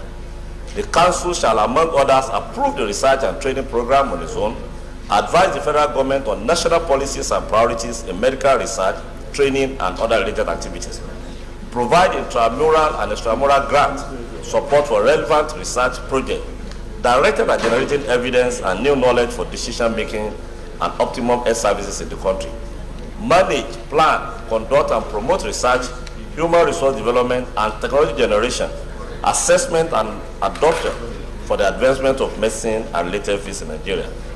The Council will maintain up-to-date record of all existing facilities for medical research and training in Nigeria and advise the federal government on their adequacies and efficient utilization.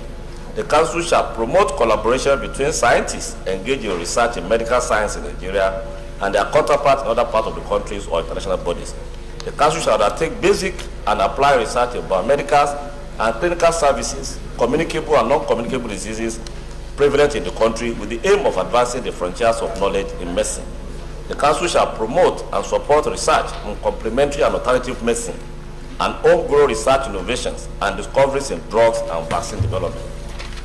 And the Council that shall disseminate the result of medical research undertaking within and outside Nigeria on diseases of interest to the country. The summary of the bill, Mr. President, is still list that the bill has 23 clauses and 2 schedules, divided into 5 parts, which provide for the establishment of the Council, functions and power of the board, structure of the Council, funding of the Council, and other miscellaneous matters. In conclusion, Mr. President, my highly respected and distinguished colleagues, the establishment of this Council from the existing Nigerian Institute of Medical Research will enable the conduct and utilization of robust medical and biomedical researches by Nigerian medical scientists to promote the improvement of health and quality of life of the population of the Federal Republic and of Nigeria and contribute to global health. As the current Nigerian Institute of Medical Research is benefiting from government budget, and the additional funding being proposed is from existing funding mechanism, that is the Basic Healthcare Provision Fund, already established by an act of this Parliament, as well as the proposal for the Council to inherit the asset of Nigerian Institute of Medical Research. There is no need for compendium of financial application of the agency, and there will be no additional resources being proposed. Mr. President, distinguished colleagues, I humbly urge you all to support the delivery of this bill. Thank you for your kind attention. I so submit, Mr. President. Senator Ibrahim Hassan. Thank you very much, Mr. President. Ibrahim Hassan Hadeja, Jigawa Northeast.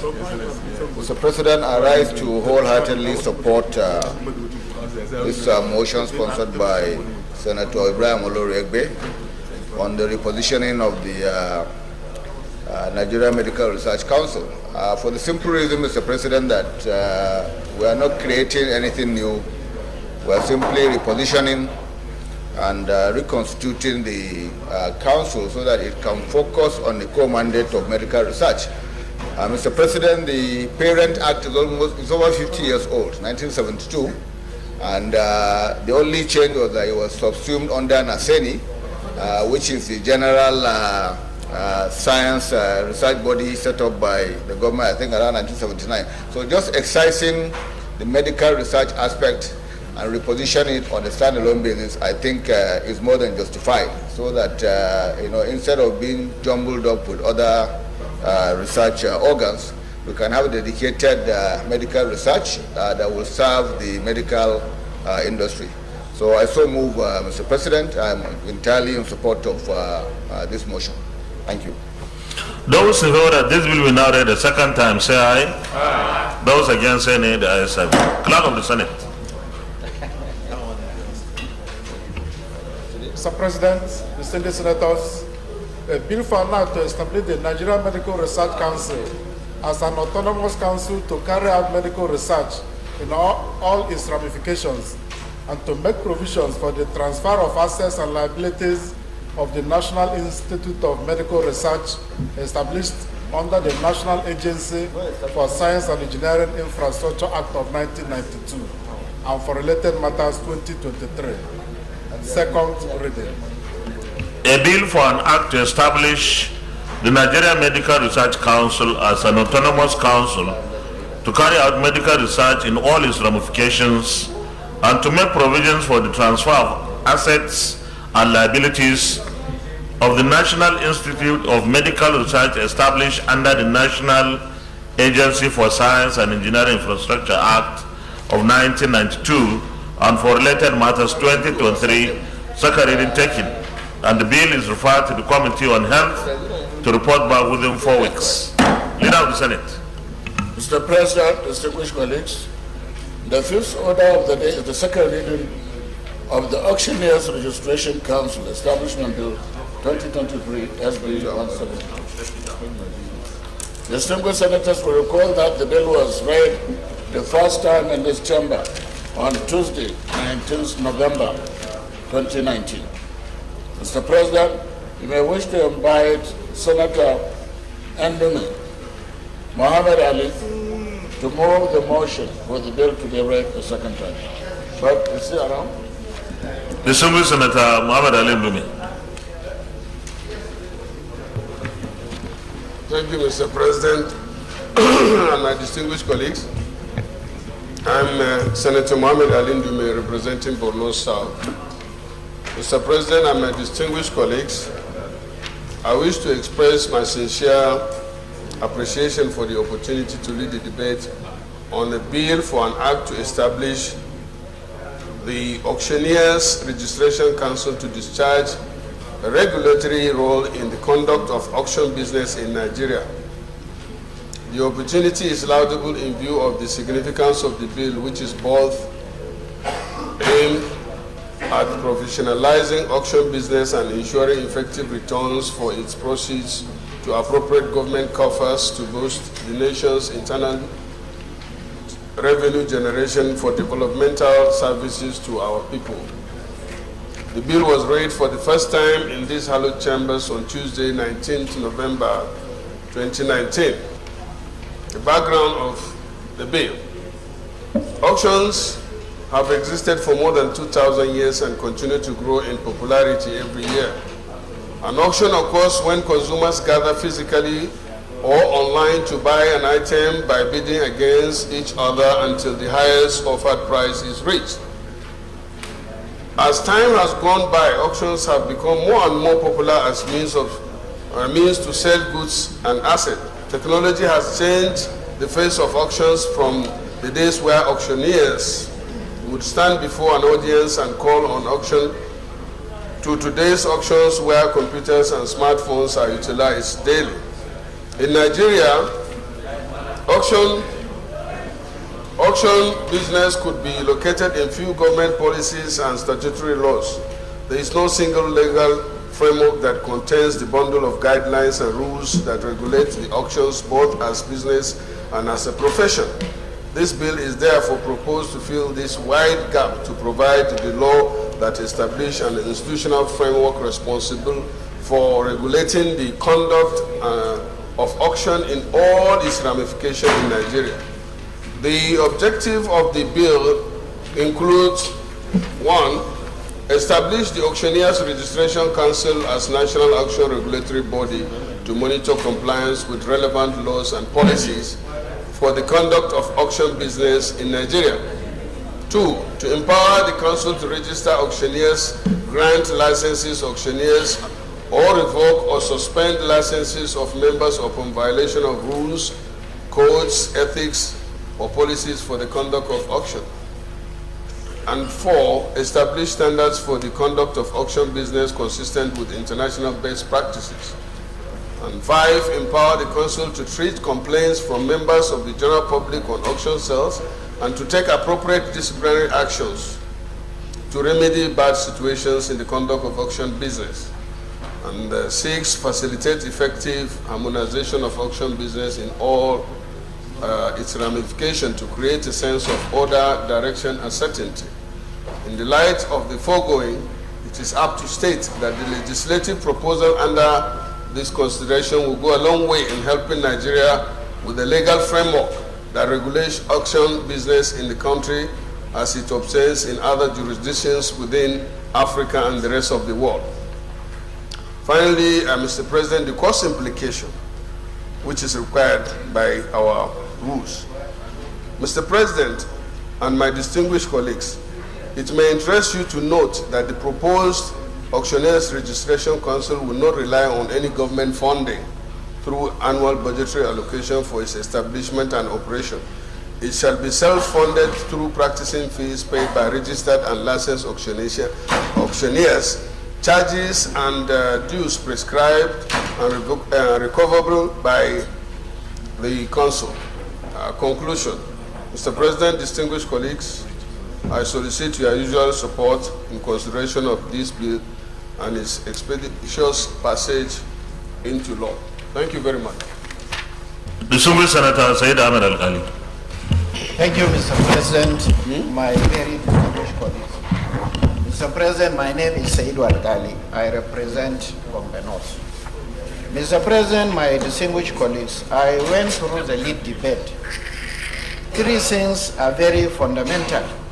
1, this is one time that we need to generate revenue, at least to reduce the deficit component of our national budget.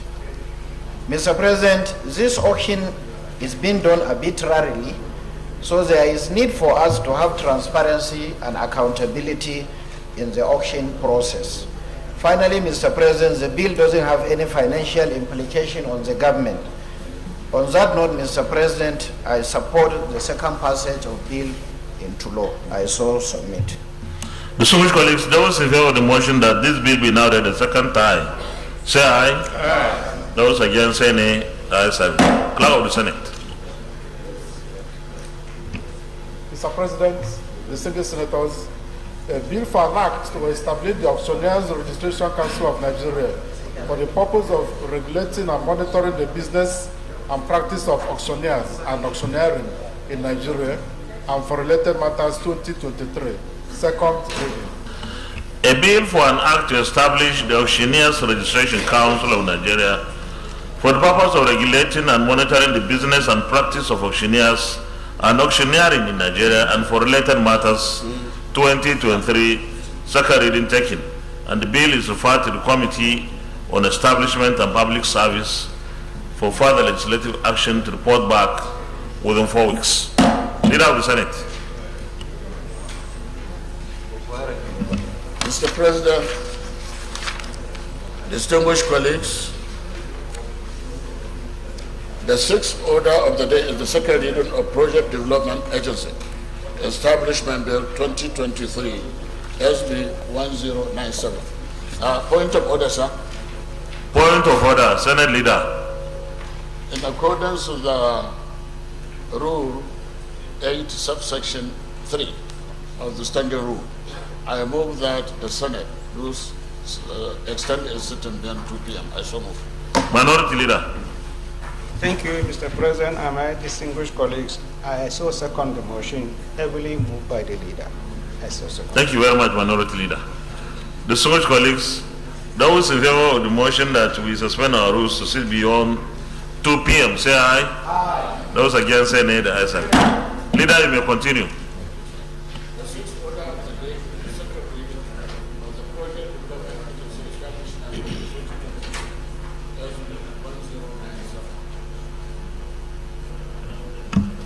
Distinguished senators will recall that the bill was read the first time in this chamber on Wednesday, 18th January 2023. Mr. President, you may wish to invite Senator Ibezim Frank Chukuma to move the motion for the bill to be read a second time.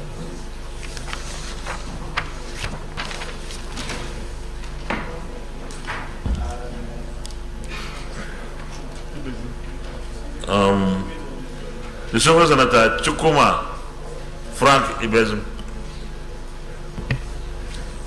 Thank you, Mr. President, distinguished colleagues. Senator Chukuma Frank Ibezim, I represent Imo North Senatorial District.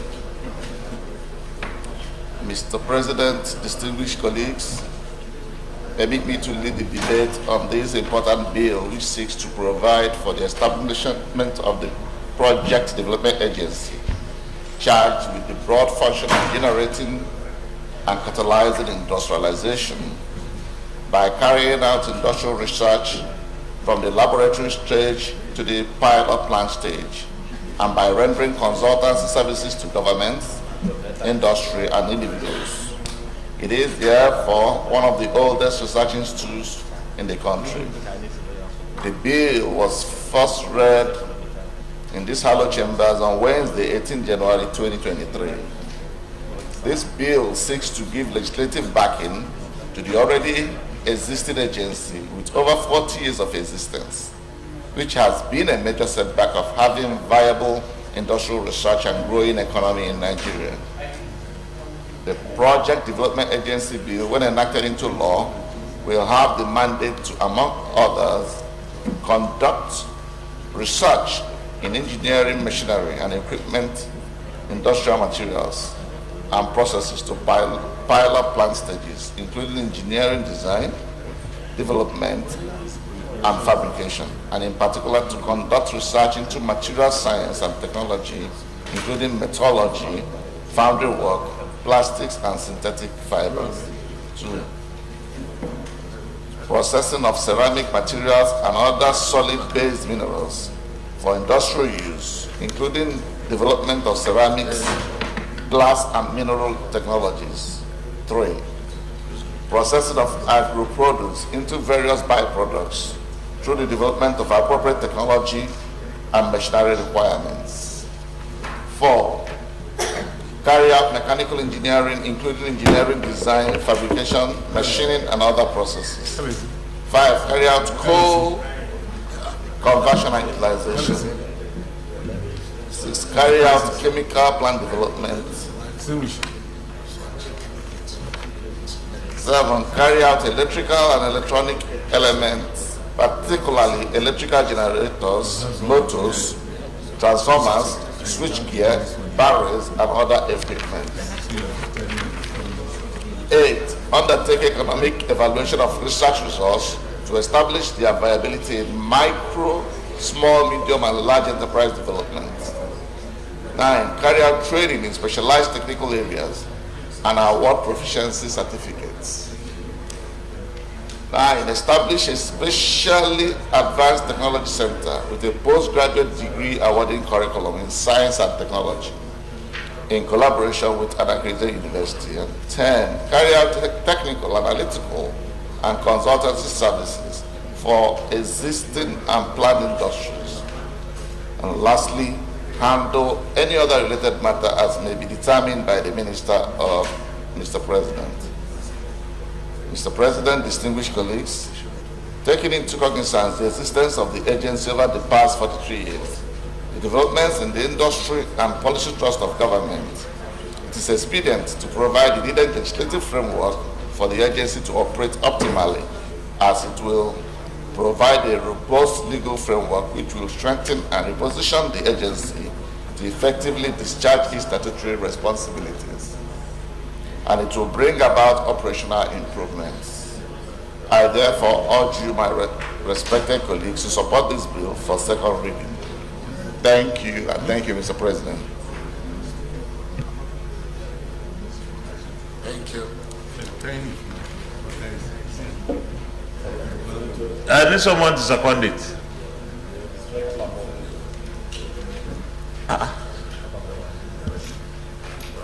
Distinguished Senator, the acting chief whip.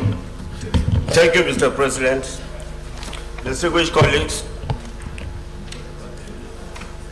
I wish to support the bill as ably presented by Senator Ibizan, and the timing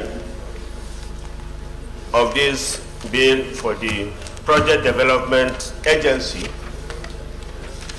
is apt, and all the postulations of the bill are indeed very timely and is hereby supported for second reading. Thank you, Mr. President.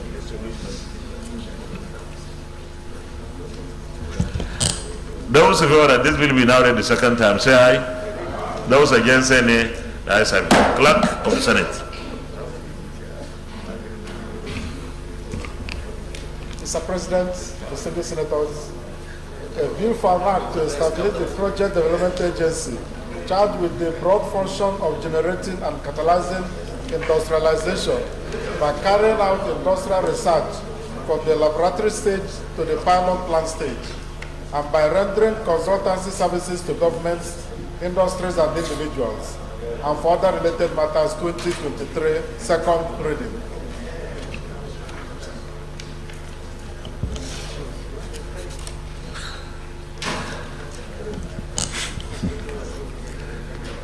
A bill for an act to establish the Project Development Agency charged with the broad function of generating and catalyzing industrialization by carrying out industrial research from the laboratory stage to the pilot plant stage, and by rendering consultancy services to government, industry, and individuals, and for other related matters, 2023, second reading taken. And the bill is referred to the Committee on Science and Technology to report back within 4 weeks. Leader of the Senate. Mr. President, distinguished colleagues, the fifth order of the day is the presentation and consideration of report of the Committee on Anti-Corruption and the Financial Crimes on the confirmation of the nomination of the following persons as listed on the order paper for appointment as members of the Independent Corrupt Practices and other related offences commission, ICPC. Mr. President, you may wish to invite Senator Kwali Suleiman Abdu, Chairman of the committee, to move the motion for the presentation and consideration of the vote.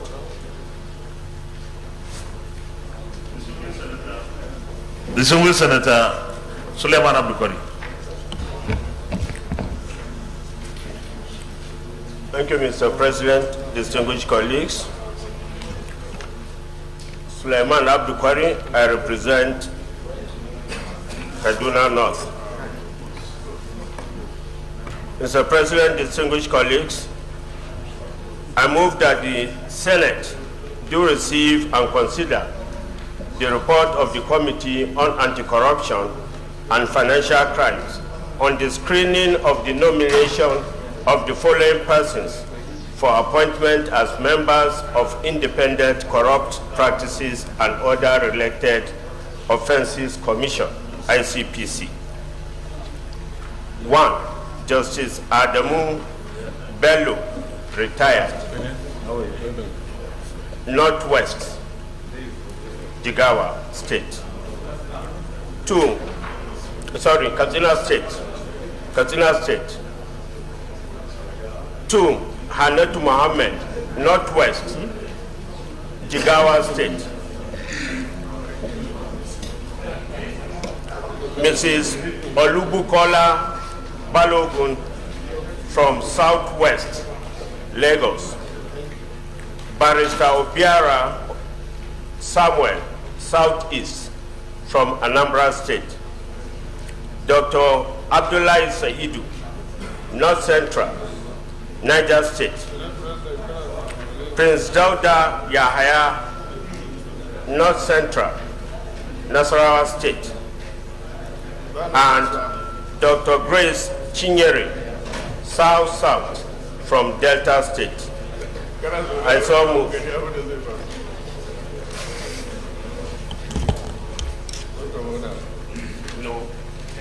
I want a seconder.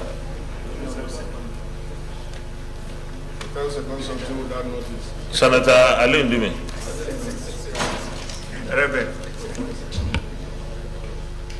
Mr. President, you ordered me to second this motion, but I find it very difficult to second a motion without notice in there. But if you say I should, then it should be on record that you asked me to do the secondment. It's already on record. I called you before you stood up. On behalf of the Senate President. No. There's nothing like on behalf of the Senate President. You introduce yourself and the senatorial district you represent. Okay. Distinguished colleagues, my name is Senator Mohamed Ali Ndume. I've been directed to second the motion by Senate President, and so I willingly second the motion. Well, ordinarily, this your secondment could not pass the test, integrity test of our standard, because it's like someone put a gun on your head. Willingly. So we deal away with all the other things before that.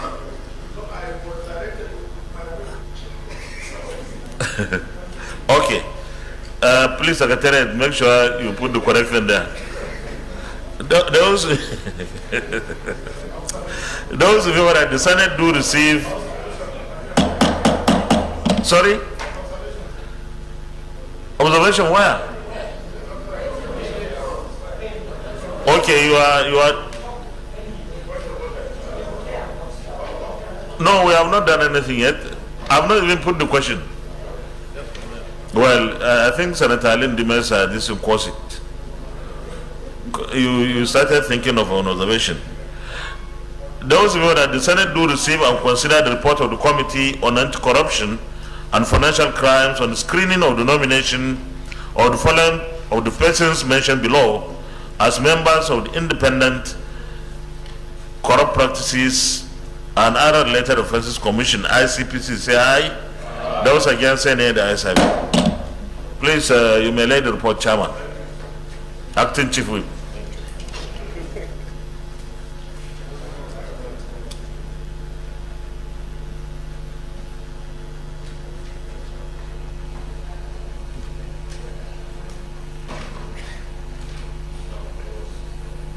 You can present the report. Thank you, Mr. President, distinguished colleagues. The President, pursuant to Section 3, Subsection 3 of the ICPC Act 2000, which requires that the Commission shall consist of 12 commissioners, two of whom shall come from each of the 6 geopolitical zones, has made the following nominations to the Senate for consideration and confirmation. 1, Justice Adamu Bello, retired, Northwest, from Katsina State. Hannatu Mohammed, Northwest, Jigawa State. Olubukola Balogun, Southwest, from Lagos State. Barrister Obiora Samuel, Southeast, Anambra State. Dr. Abdullahi Saidu, North Central, from Niger State. Prince Dauda Yahaya, also North Central, from Nasarawa State. And Dr. Grace Chinyere, South-South, representing Rivers State. Mr. President, distinguished colleagues, the committee, following receipt of the nominee's CV, relevant certificates and credentials, clearance from the Department of State Security, police report, and task clearance have screened the nominees, and the screening report is contained as observations on pages 2 to 11 of this report. And the general observations from the screening thereof are as follows. It was noted that the Senate, prior to their confirmation as commissioners of the ICPC in 2019, had earlier screened these nominees and are at the end of their first tenure. Mr. President, having been satisfied with their performances during their first term, deemed it fit to represent them to this Senate for reconfirmation to serve for a second term as permitted by the extant law of ICPC. Their earlier presented credentials remain same with the addition of the 4 years of requisite experience garnered as commissioners of ICPC. The nominees gave a good account of their first stewardship and their contributions to the success stories of the Commission. There were no adverse security reports and nor were there petitions against any of them. Recommendation.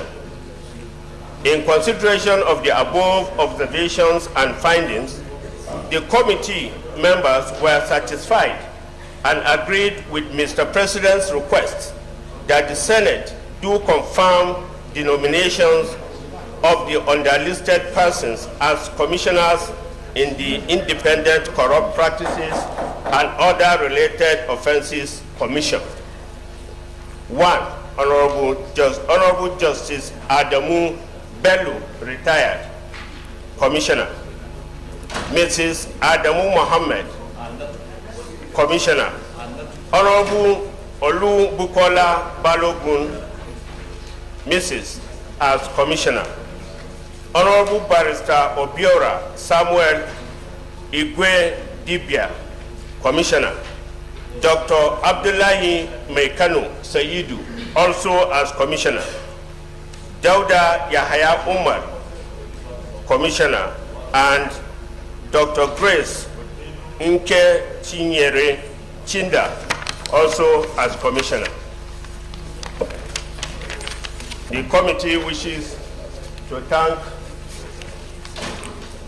Mr. President and distinguished colleagues for this ample opportunity that was availed us to be of service to the Senate and the nation. Thank you very much. Thank you very much. Distinguished Senator Barrow Jibrin. Thank you, Mr. President. My name is Barrow Jibrin. I represent Kano North. Mr. President, permit me to commend the chairman and members of this committee for a job well done, because the report is well put together. What is going on? This hand wrenching. Huh? Am I the only one seeing this thing? I hope I'm not seeing in parallax. Okay, Mr. President, because the report is well crafted and very, very clear, straight to the point. These nominees, Mr. President, they have been screened in 2019. And from the report before us, they've done very well in their various offices. Therefore, Mr. President. I don't think there's a need to waste more time. What we need to do, based on the sound pedigree of these nominees and their performance so far in their various offices, I will urge the Senate to give its note for the confirmation of these nominees for another term in office. I so recommend, Mr. President. I so urge, Mr. President. Well, we wouldn't like to waste time, but Senator Said Al-Ali has raised his hand. Yeah, thank you, Mr. President, my distinguished colleagues. My name is Said Al-Ali. I represent Gombe North. Mr. President, I have no quarrel about the qualification and the pedigree of the nominees. However, I was thinking the committee would be too generous to look at the spread, because I can see Justice Adamu Bello and Hannatu from Northwest having 2 nominees, and Dr. Abdullahi Saidu and Prince Dauda Yahya from North Central. No nominee from my geopolitical zone. So, Mr. President, I was thinking the committee would be too generous enough to look at the spread and make an issue on behalf of my geopolitical zone. I raise my case. I don't know whether it's because there is no no vacancy. So it's only for those that have expired. Their tenures are full cycle. Yes. Senator Michael Opeyemi Bamidele.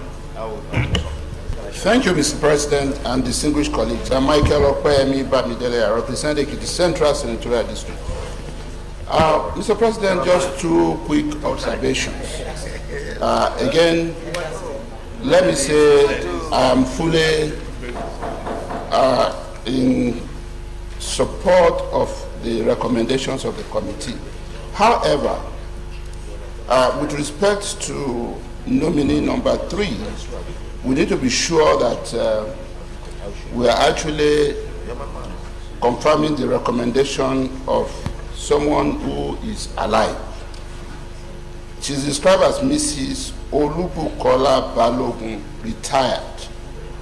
Now, the word RTD or retired is usually something that comes after a title of a person who has finished serving in that capacity.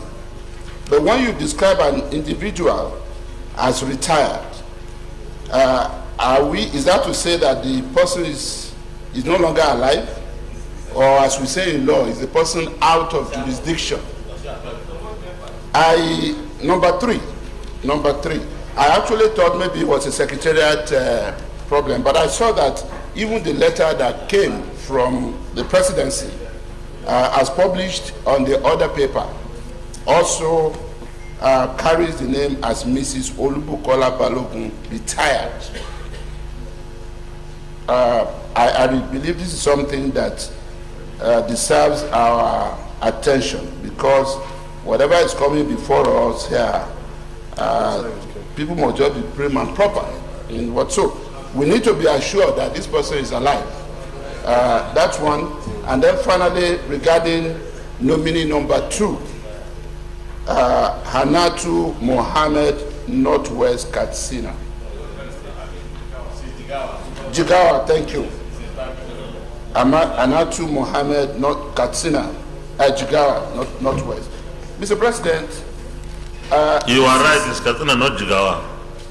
Thank you, sir. It's Katsina.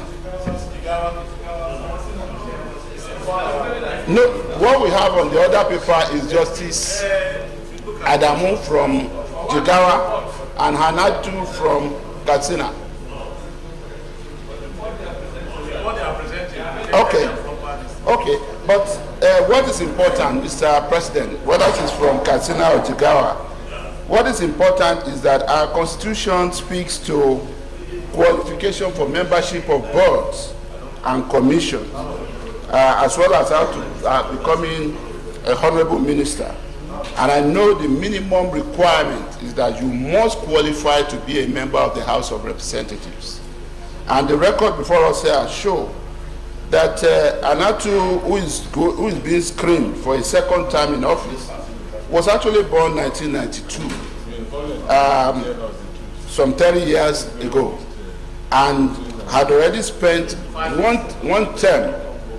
Mr. President, I just want to say that it is important that when these appointments are being made to, especially into membership of commissions and boards, that maturity be taken into consideration. Every other person here was either born 1948, 1952, 1960, the eldest being 1969. For a 1992 person to be going into office as a commissioner for the second time in office, Mr. President, I am worried about that. Thank you, sir. Well, let me comment on that. If we had, if we approved of this last 4 years, she would be how many? She was 26. She was 26. The House of Reps today is 25. So this issue should have been raised in the previous. No, there's also an explanation to that. Okay. Yes, sir. Thank you very much, Mr. President, distinguished colleagues. The crafters of that law, in their opinion, then the thinking was for the anti-corruption war to be fought at the highest level and at the lowest level, and we should be carrying along the youth. So there was provision for the inclusion of a youth representative, you know, and the oldest person on this list happens to be 75, and we have the youngest person as 30, at 30, having spent 4 years. She is now being reappointed for a second term at 26, 27. So I think the thinking is good, because we will be going along with our youth, you know, in this anti-corruption war, and she has done really well in this regard. So that's the explanation regarding the age. Thank you very much. Well, if there is no further comments, Committee of the Whole, please, to consider the report. Mr. President, distinguished colleagues, I move that the Senate resolve into Committee of the Whole to consider the report. Minority Leader. Thank you, Mr. President, and my distinguished colleagues. I so second. Distinguished colleagues, those in favor of the motion that the Senate resolves into Committee of the Whole to consider the report, say aye. Aye. Those against, say nay. The ayes have it.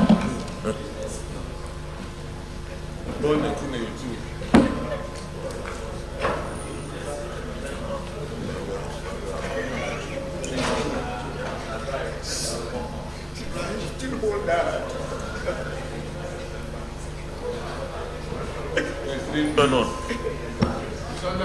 This we are, I'm holding.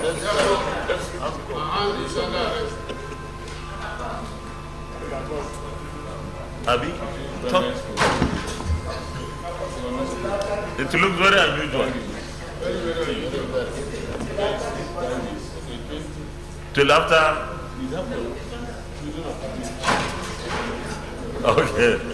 Well, the civil colleagues at this point were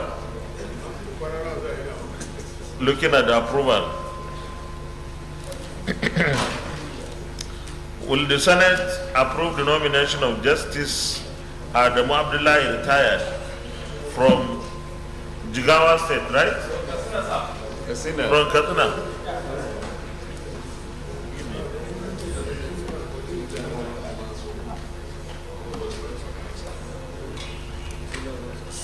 First days.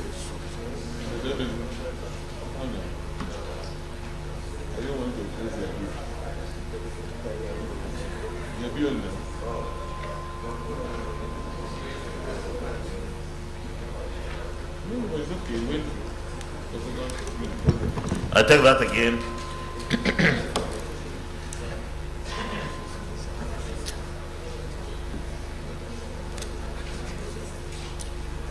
Will the Senate approve the nomination of Justice Adamu Bello, retired from Katsina State, representing Northwest, as a member of the Independent Corrupt Practices and Other Related Offences Commission, ICPC. Those in favor will say aye.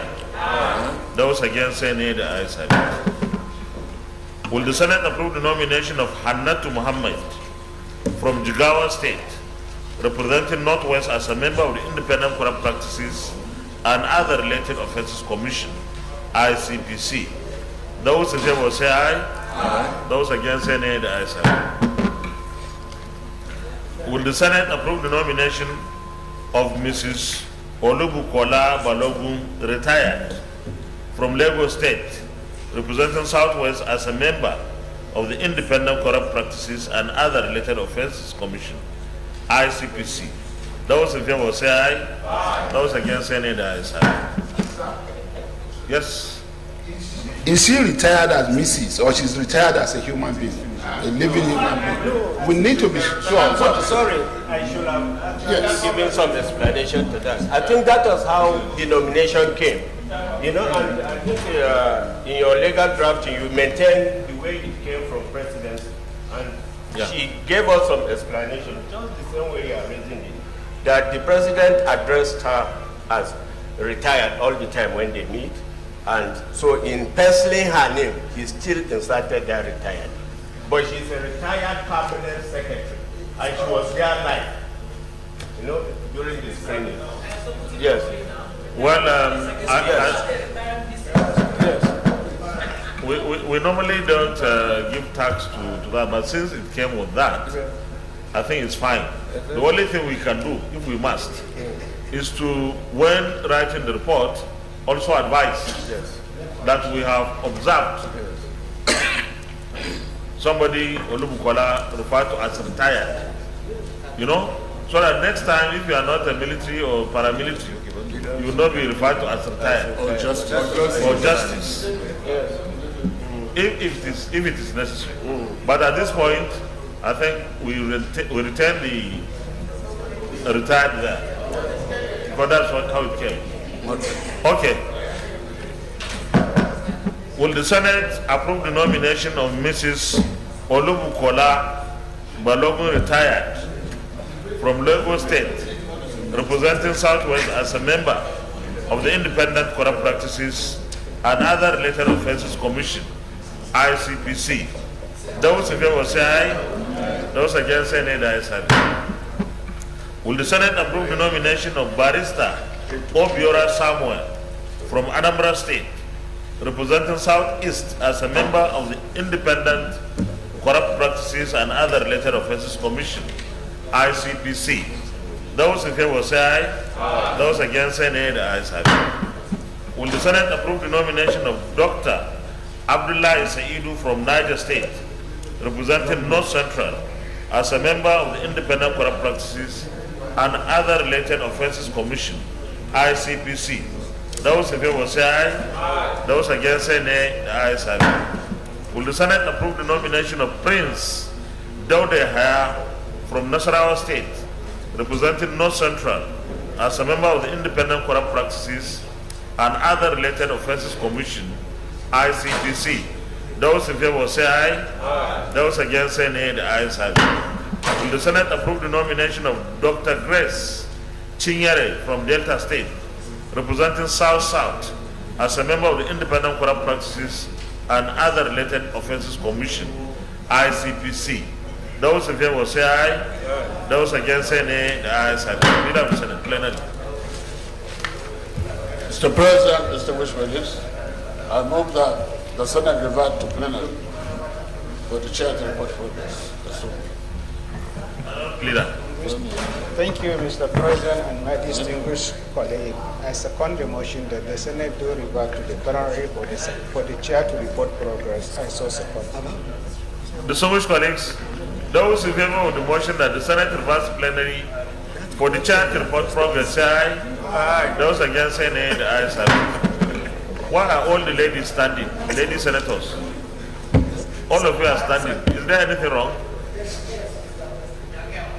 So,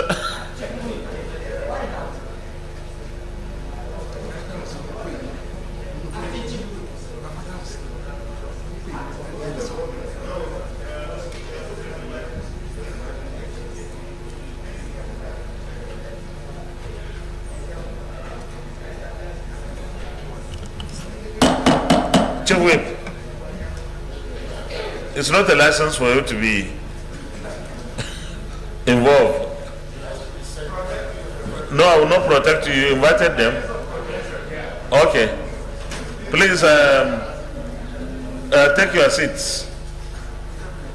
The Senate in the Committee of the Whole considered the report of the Committee on Anti-Corruption and Financial Crimes on the screening of Mr. President's nominees for appointment as members of the Independent Corrupt Practices and Other Related Offences Commission, ICPC, and approved the nominations of justices.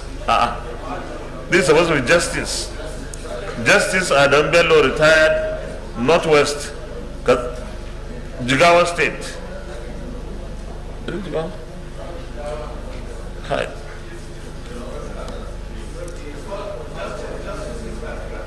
Okay, so this is correct. Justice Adamu Bello, retired, Northwest, Katsina State. Hannatu Mohammed, Northwest, Jigawa State. Mrs. Olubukola Balogun, retired, Southwest, Lagos State. Barrister Obiora Samuel Igweji Bia, Southeast, Anambra State. Dr. Abdullah Mekano Saidu, North Central, Niger State. Prince Daude Haya Umar, North Central, Nasarawa State. Dr. Grace Chinyere, South, River State, as members of the Independent Corrupt Practices and Other Related Offences Commission, ICPC. Is this a true reflection of what transpired in the Committee of the Whole? Yes. Thank you. Approval or confirmation, sorry.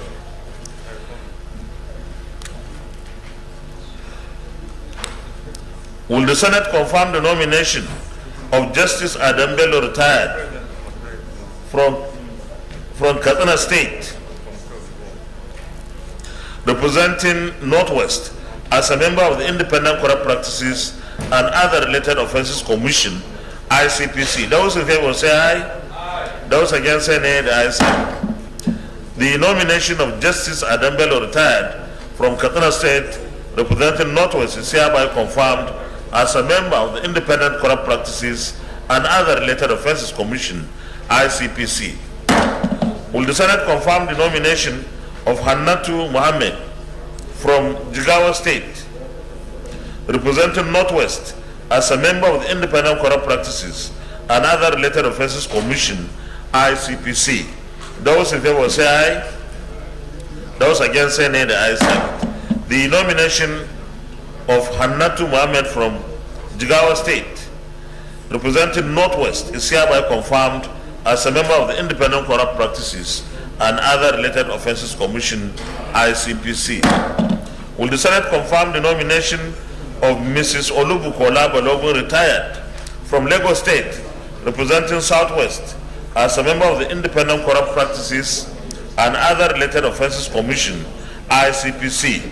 Those in favor say aye. Those against say nay. The ayes have it. The nomination of Mrs. Olubukola Balogun, retired, from Lagos State, representing Southwest, is hereby confirmed as a member of the Independent Corrupt Practices and Other Related Offences Commission, ICPC.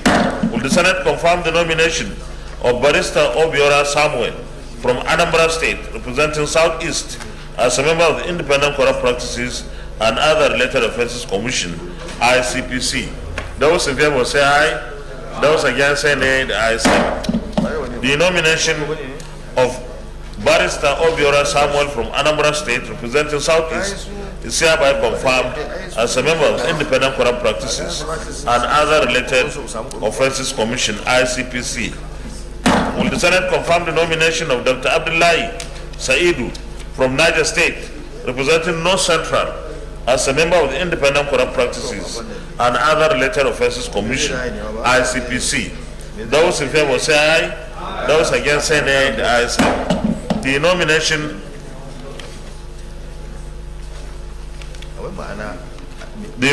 of Dr. Abdullahi Saidu from Niger State, representing North Central, is hereby confirmed as a member of the Independent Corrupt Practices and Other Related Offences Commission, ICPC. Will the Senate confirm the nomination of Prince Daude Haya from Nasarawa State, representing North Central, as a member of the Independent Corrupt Practices and Other Related Offences Commission, ICPC. Those in favor say aye. Those against say nay. The ayes have it. The nomination of Prince Dauda Yahya from Nasarawa State, representing North Central, is hereby confirmed as a member of the Independent Corrupt Practices and Other Related Offences Commission, ICPC.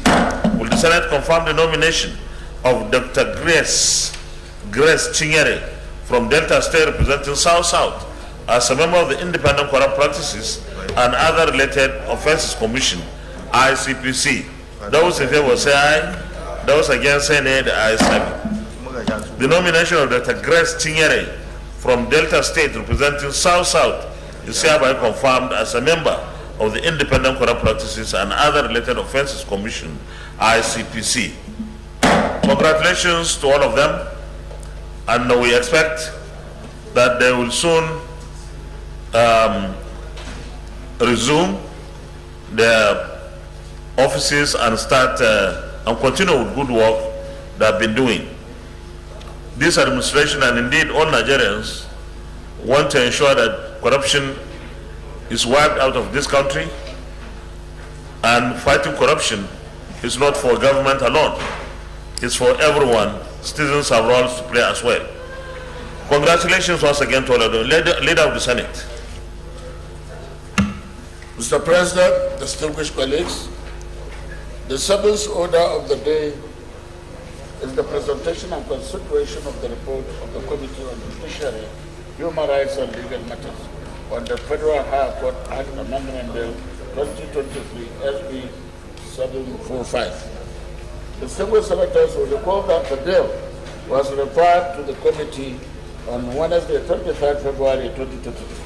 Mr. President, you may wish to invite Senator Opeyemi Bamidele, Chairman of the committee, to move the motion for the presentation and consideration of the report.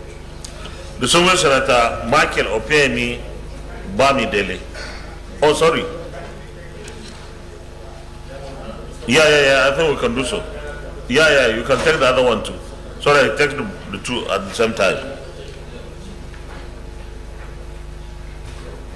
Mr. President, distinguished colleagues, the eighth order of the day is the presentation and consideration of the report of the Committee on Judiciary, Human Rights and Legal Matters on the franchising establishment bill 2023 SB 969. Distinguished colleagues will report that the bill was referred to the committee on Tuesday, 1 April 2022. Mr. President, we may wish to invite Senator Opeyemi Bamidele, Chairman of the committee, to move the motion to the presentation and consideration. Distinguished Senator Michael Opeyemi Bamidele can present the two. Mr. President, distinguished colleagues, I'm Michael Opeyemi Bamidele. I represent Ekiti Central Senatorial District. Mr. President, I move that the Senate do receive and consider the report of the Committee on Judiciary, Human Rights and Legal Matters, 1, on the Federal High Court Act Cap F12 LFN 2004 Amendment Bill 2023 SB 742, and 2, report of the Committee on the Franchising Establishment Bill 2023 SB 969. Mr. President, I move. I need a seconder. Distinguished Senator Tokumbo Abiu. Thank you, Mr. President. My name is Senator Adetokunbo Abiu from Lagos East Senatorial District. Mr. President, my distinguished colleagues, I rise to support, to second the report on the Federal High Court Act Cap F12 LFN SB 745. I so second. Distinguished colleagues. I'm taking the second one. Oh, okay. Also, Mr. President, my distinguished colleague, I also second the other bill to create a framework for the regulation of franchising and to guide the relationship between franchisors and franchisees for matters connected herewith, SB 969. I so second, Mr. President. Thank you. Distinguished colleagues, those in favor of the motion that the Senate do receive and consider the reports of the Committee on Judiciary, Human Rights and Legal Matters on the Federal High Court Act, CAP, F12 LFN 2004 Amendment Bill, and also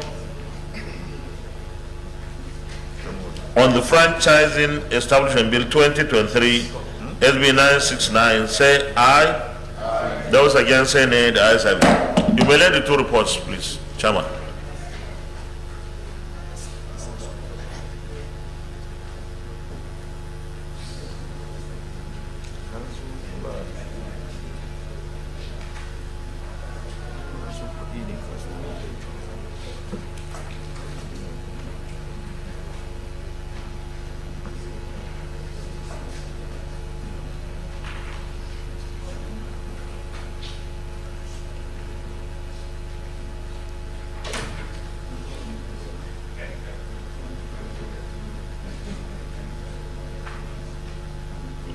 You can present the two reports simultaneously.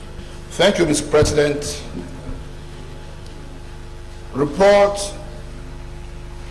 of the Senate Committee on Judiciary, Human Rights and Legal Matters on the Federal High Court Act, CAP F12 Laws of the Federation of Nigeria 2004, Amendment Bill 2021 SB 745. Mr. President, distinguished colleagues, I wish to start by making this clarification ab initio that there are two bills which were presented to the Senate as the Federal High Court Amendment Bill. The first bill, Federal High Court Act CAP F12 LFN 2004 Amendment Bill 2021 SB 745, was sponsored by Senator Mukael A. Abiru, representing Lagos East Senatorial District, while the second bill, Federal High Court Repeal and Enactment Bill 2022 SB 1038, was sponsored by the Deputy President of the Senate, His Excellency Senator Ovie Omo Agege, representing Delta Central Senatorial District. The Senate, at its plenary sittings, deliberated on the general principles of the two bills. After extensive deliberations, they were read the second time and referred to the Senate Committee on Judiciary, Human Rights and Legal Matters for further legislative actions and to report back with its recommendations. Mr. President, in paragraph 2, we expatiated on the objective of the bill, which is committed to distinguished colleagues. Then paragraph 3, we talk about the committee's legislative action. And in paragraph 4, we talk about the public hearing that we conducted with respect to this bill. In paragraph 5, we talk about the highlights of presentation by stakeholders at the public hearing. And for the purpose of management of time, I'm concentrating on paragraph 6, Mr. President, where we talk about our observations and findings. Mr. President, distinguished colleagues, having carefully analyzed the presentations and submissions made during the public hearing, we hereby make the following observations and findings. 1, that stakeholders were unanimous in their support for the passage of the bill, as its intendment as sacrosanct to the justice sector reform initiative of this present administration. 2, that the essence of the proposed bill is to fill an obvious lacuna in the extant act as it relates to legal basis for the preservation of real economic values of judgment debts in pre-judgment interest. 3, that in the light of the exponential increase in the number of cases in the court's docket, the workload on judges has become unbearable, and it is taking a toll on their health. Hence, the need for the increase in the number of judges for optimal performance in the dispensation of justice. 4, that with the creation of additional divisions of the court, it is obligatory that more judges are appointed to preside over them and to cater for the increased responsibilities of the court conferred on it by the new Electoral Act. And 5, that the provisions of Section 249 sub 2b of the Constitution of the Federal Republic of Nigeria 1999 as altered envisages futuristic increase in the number of judges of the Federal High Court. That is why it does not expressly make provision for a specified number of judges to be appointed by the court. Our recommendation. Mr. President, distinguished colleagues, the Senate Committee on Judiciary, Human Rights and Legal Matters, to which this bill was referred, having considered same, hereby recommends as follows: that the Senate do consider and pass the Federal High Court Amendment Bill 2022 as amended. I so move, Mr. President, and in conclusion, I thank Mr. President and our distinguished colleagues for the opportunity to serve in this capacity. Mr. President, distinguished colleagues, I also, with your permission, proceed to present the report on a bill for an act to create a framework for the regulation of franchising and to guide the relationship between franchisors and franchisees, and for matters connected therewith, Bill SB 969. Mr. President, distinguished colleagues, the Senate at its plenary sitting on Tuesday, 12th April 2022, deliberated on the general principles of the Franchise Regulation Bill 2022 SB 969. After extensive deliberations, the bill was read for the second time and referred to the Senate Committee on Judiciary, Human Rights and Legal Matters for further legislative action. The bill was read for the first time on the floor of the Senate on Tuesday, 29 March 2022. It was sponsored by distinguished Senator Mukail A. Abiru, representing Lagos East Senatorial District. The objective of the bill is again enunciated in paragraph 2, while in paragraph 3 we talk about our committee's legislative action. In paragraph 4 we talk about the public hearing and the highlight of the presentation by stakeholders contained in paragraph 5. In paragraph I am on paragraph 6, Mr. President. It is noteworthy to state at this juncture that the committee carried out clause-by-clause analysis of the provisions of the bill in the course of its markup sessions after the public hearing. Accordingly, the views canvassed by stakeholders during the public hearing were exhaustively analyzed, and the ones that are germane towards enriching the provisions of the bill were reflected accordingly. Our observations and findings.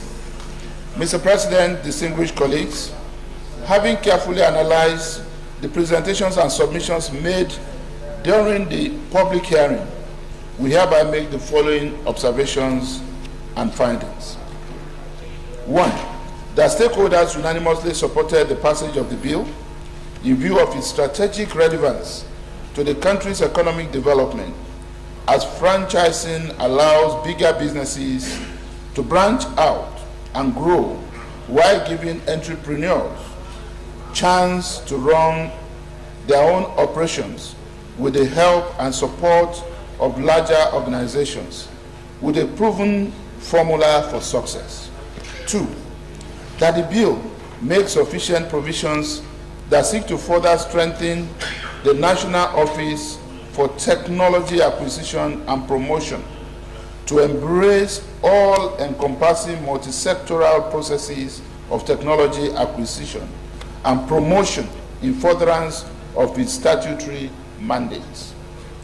3, that the bill spelled out the scope of its operation, hence stating the rights and obligations of parties, as franchising is a model used in businesses to expand their brand and operational footprint across the globe.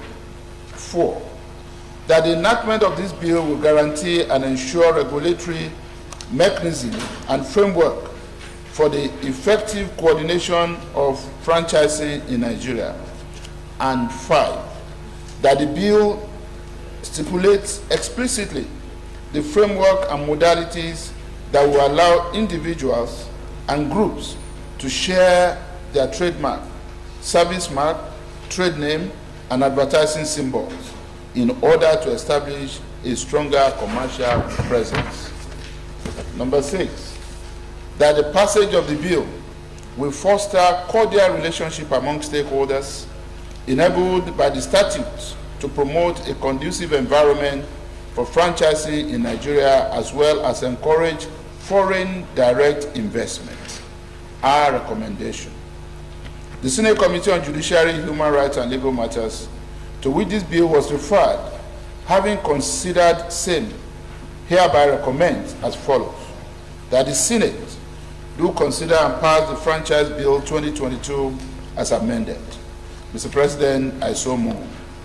And I thank Mr. President and our distinguished colleagues on behalf of all the members of the committee for giving us the opportunity to serve in this regard. Thank you, Mr. President. Any comments? Leader of the Senate. Distinguished Senator Biodun Olujimi. Thank you very much, Mr. President, distinguished colleagues. Biodun Olujimi, Ekiti South. Mr. President, let me commend the 2 senators who moved this, who were behind the bill, Senator Mokail Abiru and Senator Ovie Omageke. Mr. President, I am a bit miffed about a particular aspect in the first bill, that is the bill for the amendment of Act Cap 12 for the regulation of the award of prejudgment interest and related matters. In 2.0, objective of the bill, it says, the last paragraph on page 1, the bill also seeks to increase the number of judges of the Federal High Court from the current 100 to 172.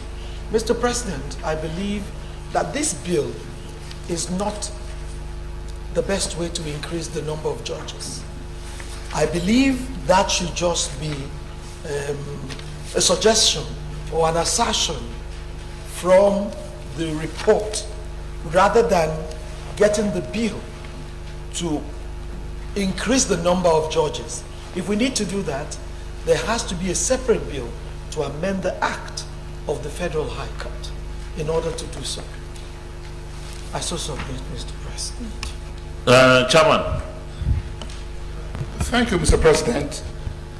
To begin with, let me clarify that this bill itself, even though it carries the names of 2 of our colleagues, is a stakeholders bill. In other words, the judiciary itself had consulted, especially with the office of the Deputy President of the Senate, and we came to that conclusion based on their own representation. And I'm sure that this issue also came up during the second reading of this bill. And what this bill is also seeking to do is to amend an existing Act of Parliament, which is the extant act in this regard. And this is the procedure, to amend it. Anything that would change from the existing bill, existing act as it presently occurs, can only happen through the process of amendment as it is being proposed. Thank you. Are you satisfied? Because the way it looks like we want to increase the number of judges from the back door. Because this is the bill. Where is the back door? Well, the back door is using a bill that has nothing to do with the High Court. That is about a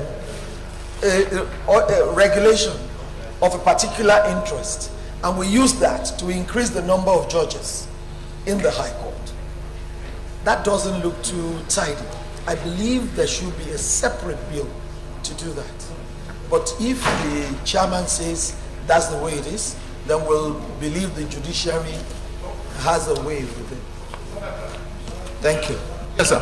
Mr. President, the preamble to the report has taken care of this because it's explained that I wish to start by making this clarification ab initio that there are two bills which were presented to the Senate as the Federal High Court Amendment Bill. The first bill, Federal High Court Act Cap F12, LFN 2000 for Amendment Bill 2021, was sponsored by Senator Abiro, while the second one, Federal High Court Repeal and Enactment Bill 2022, was sponsored by the Deputy President of the Senate, seeking exactly to do what we are doing.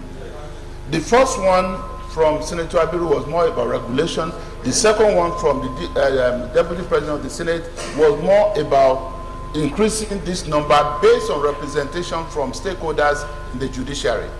And what our committee did was to consolidate these two bills, which is consistent with agreed, customs and conventions of Parliament. I think this is fine. Well, it's normal, it's common, and it stands to reason. So we go to, when we come to this thing, if you have a suggestion of a title, then we can suggest when we consider the leader of the Senate, Committee of the Whole, please. Mr. President, distinguished colleagues, I move that the Senate resolve into Committee of the Whole to consider the two bills. So, Minority Leader. Thank you, Mr. President. I second the motion that the Senate do resolve into the Committee of the Whole to consider this report. I so second. Those in favor of the motion that the Senate resolves into Committee of the Whole to consider the two reports, say aye. Aye. Those against, say nay. The ayes have it.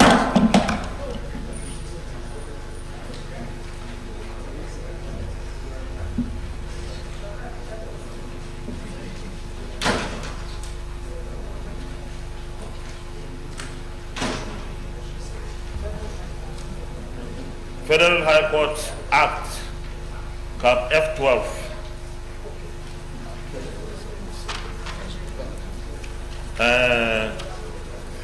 Senator Abiodun Oluju.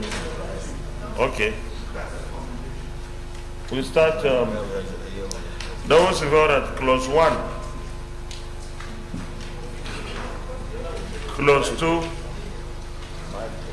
and clause 3, stand part of the bill, say aye. Aye. Those against, say nay. The ayes have it.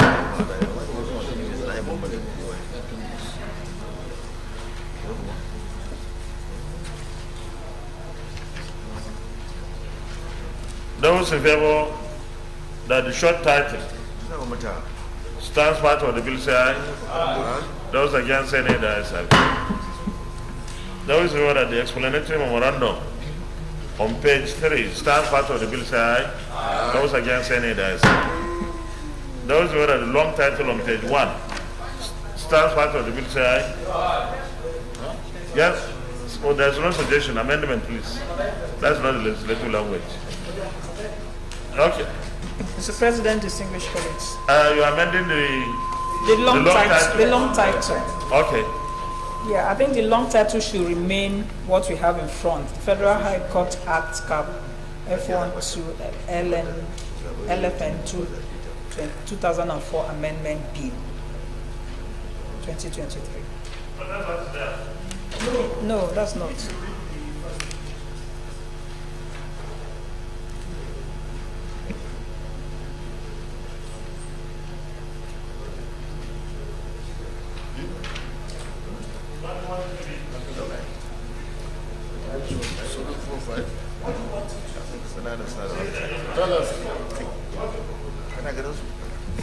Federal High Court Act Cap F12 FLN 2004 Yes. Amendment Bill 2020.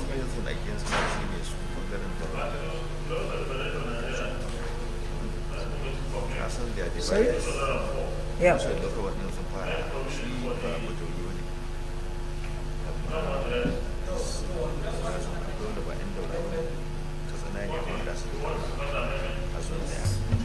I second as moved, Mr. President. As moved.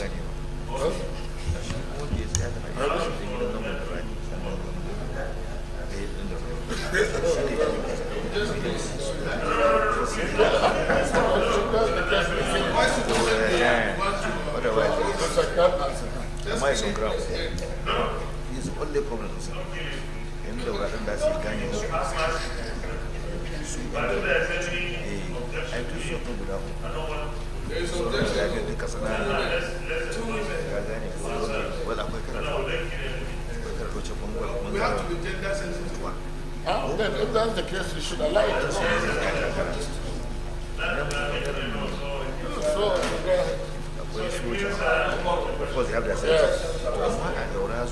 No, please, not killing. Those who favor that the long title as amended stands part of the bill, say aye. Aye. Those against say nay. The ayes have it. Thank you. The next report. The next report. The next report. The next report. Those who were at clause 1, clause 2, clause 3, clause 4, requirements of franchise agreement, clause 5, clause 6, clause 7, clause 8 on page 6, clause 9, clause 10. Stand part of the bill, say aye. Those against say nay, the ayes have it. Those were the clause 11 on page 8, clause 12, clause 13, clause 14, clause 15, clause 16 on page 11, clause 17, clause 18, clause 19 and 20. Stand part of the bill, say aye. Those against say nay, the ayes have it. Those in order the interpretation on page 12, stand part of the bill, say aye. Those against say nay, the ayes have it. Those in order the short title on page 18, stands part of the bill, say aye. Those against say nay, the ayes have it. Those in order the explanatory memorandum, stands part of the bill, say aye. Those against say nay, the ayes have it. Those in favor of the long title, stands part of the bill, say aye. Those against say nay, the ayes have it. Leader of the Senate, plenary. Mr. President, I move that the Senate reverse the plenary for the charter report progress. I so move. Minority Leader. Thank you, Mr. President. And which colleagues? I so second.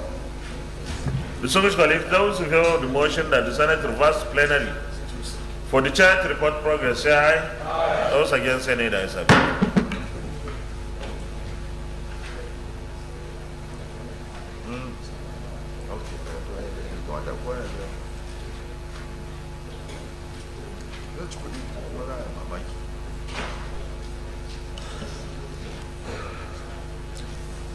The Senate and the Committee of the Whole considered the report of the Committee on Judiciary, Human Rights and Legal Matters on the Federal High Court Act, Cap F12 LFN 2004 Amendment Bill 2023 and approved as follows. Long title as amended, clause 1 to 3 as recommended, short title as recommended, explanatory memorandum as recommended. Is this a true reflection of what transpired in the Committee of the Whole? The Senate and the Committee of the Whole also considered the report of the Committee on Judiciary, Human Rights and Legal Matters on the Franchising Establishment Bill 2023 and approved as follows. Long title as recommended, clause 1 to 20 as recommended, interpretation as recommended, short title as recommended, explanatory memorandum as recommended. Is this a true reflection of what transpired in the committee of the whole? Thank you. Leader of the Senate. Mr. President, distinguished colleagues, I move that the two bills be read the third time. I so move. Minority Leader. Thank you, Mr. President, and my distinguished colleagues. I move that the two bills be read. I second that the two bills be read for the third reading. Thank you. Distinguished colleagues, those in favor of the motion that these two bills be now read the third time, say aye. Those against, say nay. The ayes have it. Clerk of the Senate. Mr. President, distinguished senators, a bill for an act to amend the Federal High Court Act, Cap F12, Laws of the Federation of Nigeria 2004, and for other matters therein, 2023, third reading. Mr. President, distinguished senators, a bill for an act to create a framework for the regulation of franchising and to guide the relationship between franchisors and franchisees, and for matters connected there with 2023, third reading. Distinguished colleagues, a bill for an act to amend the Federal High Court Act, Cap F1. Which one is this?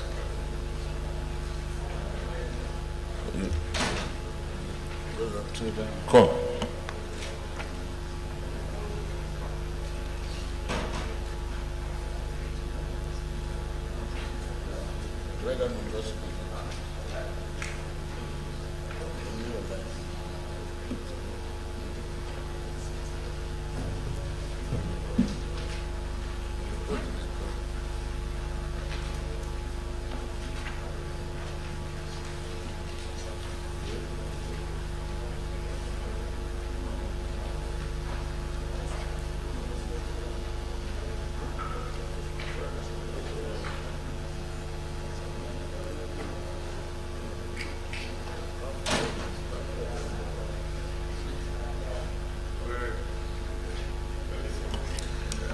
I take that again.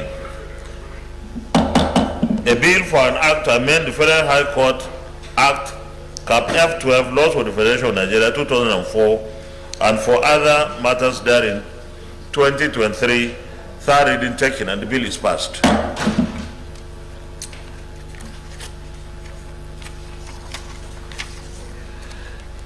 A bill for an act to create a framework for the regulation of franchising and to guide the relationship between franchisors, is it? And franchisees, and for matters connected therewith, 2023, third reading taken, and this bill is also passed. Congratulations to the sponsors and to the industry and to the judiciary. Leader of the Senate. Mr. President, distinguished colleagues, the ninth order of the day is the presentation and consideration of the report of the Committee on Trade and Investment on the oversight visit, 2022 oversight visit to Lagos International Trade Fair Complex. Mr. President, you may wish to invite Senator Al-Ghali Said Ahmed, Chairman of the committee, to move a motion for the Senate to receive and consider the report. Chairman, Senate Committee on Thank you, Mr. Trade and President. Investment. My dear colleagues, my name is Saidu Al-Ghali. I represent Gombe North. Mr. President, Give us a summary, please. That the Senate do receive and consider the report of the Committee on Trade and Investment on the 2022 oversight visit to Lagos International Trade Fair Complex. I so move. Senator Chukuma Francis Ibezim. Thank you, Mr. President, distinguished colleagues. Chukuma Frank Ibezim, representing Imo North Senatorial District. I rise to second the motion, ably moved by my chairman, on the Committee on Trade and Investment on 2022 oversight visit to Lagos International Trade Fair Complex, ISO second. Thank you. Thank you. Distinguished colleagues, those in favor of the motion that the Senate do receive and consider the report of the Committee on Trade and Investment on the 2022 oversight visit to Lagos International Trade Fair Complex, say aye. Those against, Senate ayes have it. Chairman, you may lead the report, please.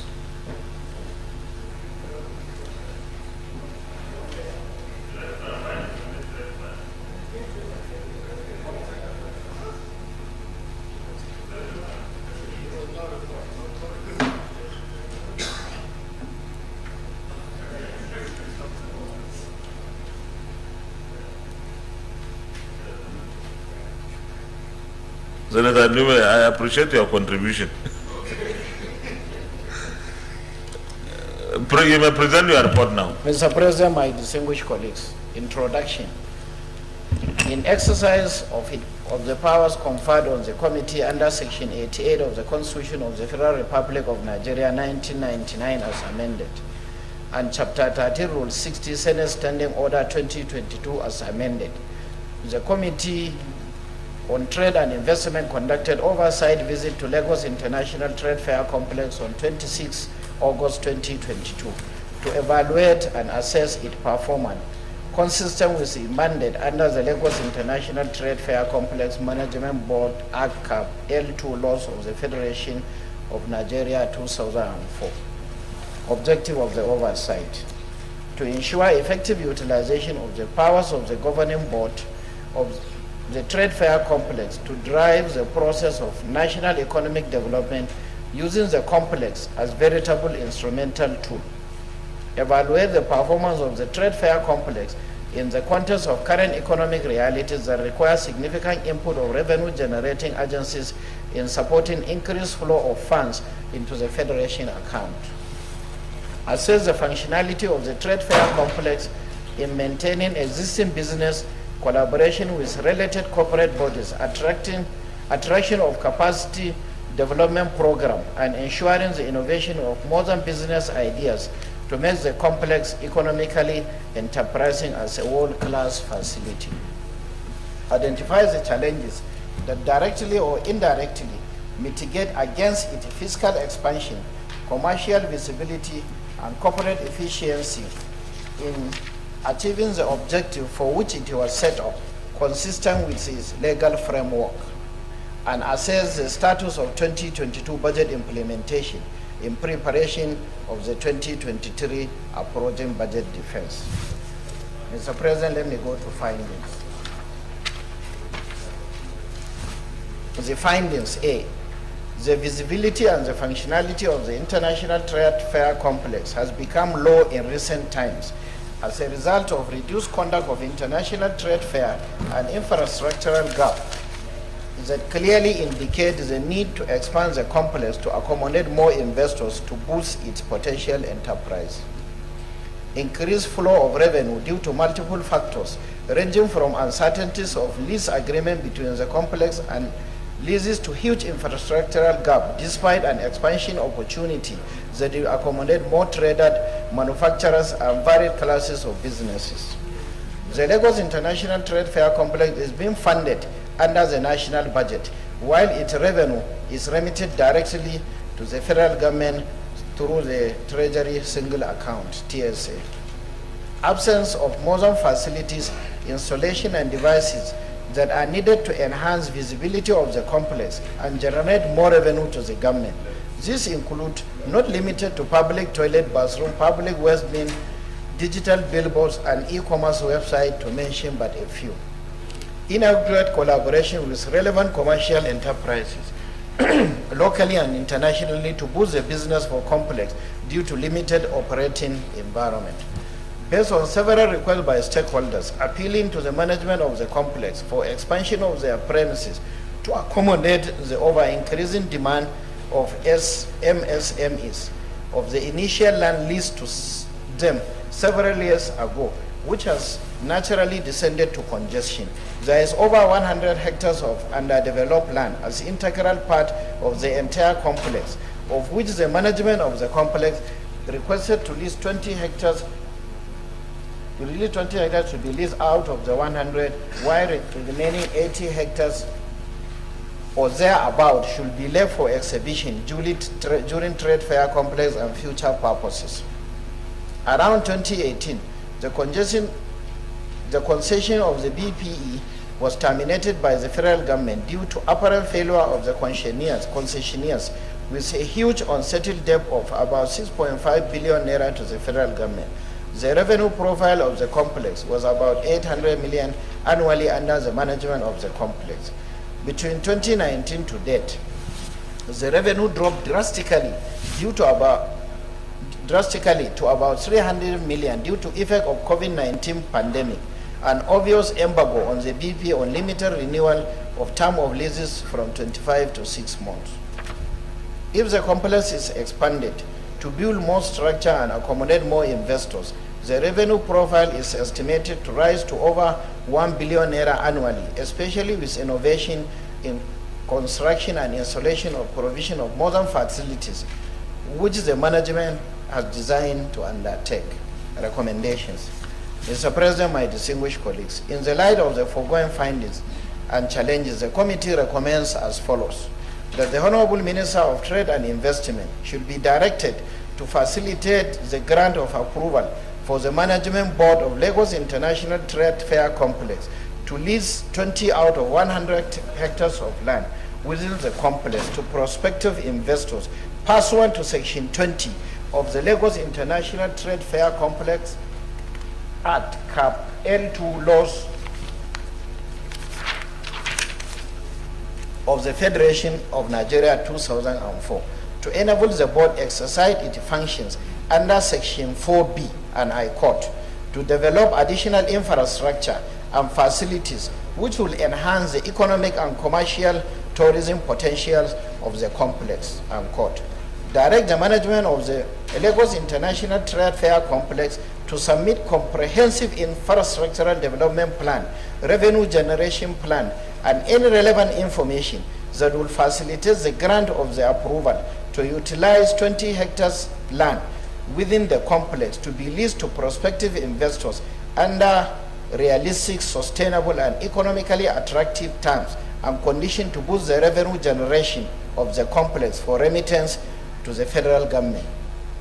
And henceforth, authorize the Lagos International Trade Fair Complex be allowed to optimally exercise its managerial powers vested under its enabling act without let or hindrance by BP or any other body by whatsoever name. Conclusion. The committee was impressed with the current management effort in ensuring sustainable revenue generation despite challenging operating environment. The recommendation of the committee will no doubt enhance the performance, visibility, economic prospect of Lagos International Trade Fair Complex, enhance revenue generation for national development. Thank you, Mr. President. Yes, Senator Barrow. Thank you, Mr. President. I am Senator Barrow. I represent Kano. Mr. President, permit me to commend this committee for a job well done. This kind of oversight that we should always encourage our committees to undertake, because this in particular will go a long way in enhancing the productivity of this very institution. So if you imagine if we decide to do this kind of oversight in all our institutions, certainly the productivity of each institution will be enhanced. I'm particularly delighted by recommendation B, which is geared towards ensuring enhancing the revenue generation of this institution by leasing part of the complex. Otherwise, this place is going to be left unutilized, and we need money.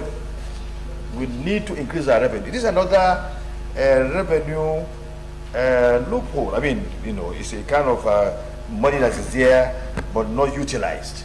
Money being kept without being utilized because you are not utilizing part of the, part of this facility that is lying idle. Now, this oversight has discovered that we need to lease part of this facility so that we can earn money. And when we gather this money, it will enhance our revenue generation drive, which will help in funding our budget. Mr. President, I'm delighted, and I congratulate this committee for this job. So I think we should, without much ado, give approval so that this area of the facility should be leased for more revenues to come into the commerce of government. I so submit, Mr. President. Senator Tokumagu. Thank you, Mr. President, and my distinguished colleague. My name is Senator Mukaila Adetokunbo from Lagos East. I also would like to commend the committee, and in particular the chairman, for this oversight role, because I believe very strongly these are ways that we can put in place to continue to monitor the assets of government and also ensure that they are efficiently utilized. And I'm sure, from the findings that we have seen the outcome of that oversight to also bring out some of the inefficiencies of this particular location as it is today. But however, having said that, sir, I also think that when you want to take a decision like this, particularly the excising of the 20 hectares out of the existing 100, I think very strongly that the host state also should be put in the know, because initially the land in question will have been given out for the course in 1977 when Festac was in place, and now for town planning rules, I think that it will not be sufficient to just give the power to give out those land, just give it out to the Ministry of Trade. I also think that the host state should be co-opted so that proper planning is important. I support. I support the recommendations, but I would like to put that addition into it, Mr. President. Thank you.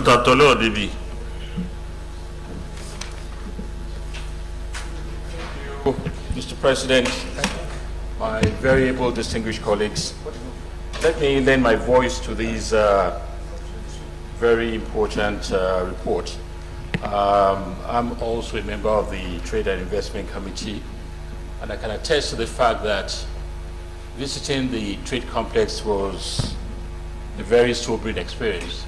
It's an eyesore, and to see the edifice that was once a symbol of strength, a symbol of the capacity of the country, to be what it is now, it speaks volume.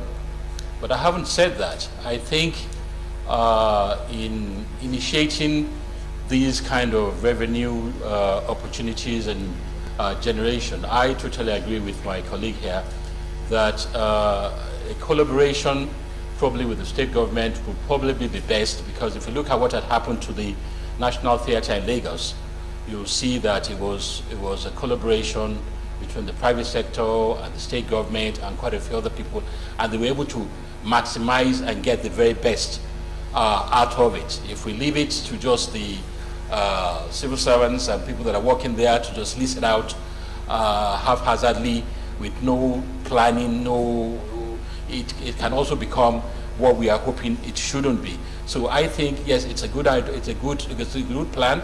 It's something that will enable the government to generate revenue, but I think in doing this, it has well thought through, and also the Lagos State government should be brought into the know and see how they can work something and maximize the potential of that site. I thank you very much.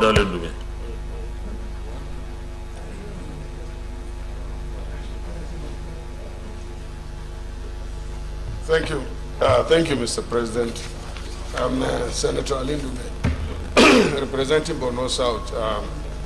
Mr. President and distinguished colleagues, let me also join the others in commending the effort of the chairman and also the contributions of our colleague, and also want to suggest or recommend or move that the 3 recommendations of the committee be adopted by this Senate and forwarded the same in possible implementation by the ministry, because it seems that is what the oversight is all about and the recommendation and the importance of the three recommendations by the committee should be adopted by this Senate, forwarded the same for implementation by the appropriate MDA.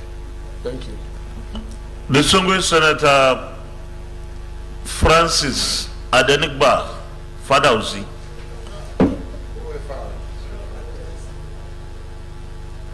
Thank you, Mr. President. You are welcome and Happy New Year.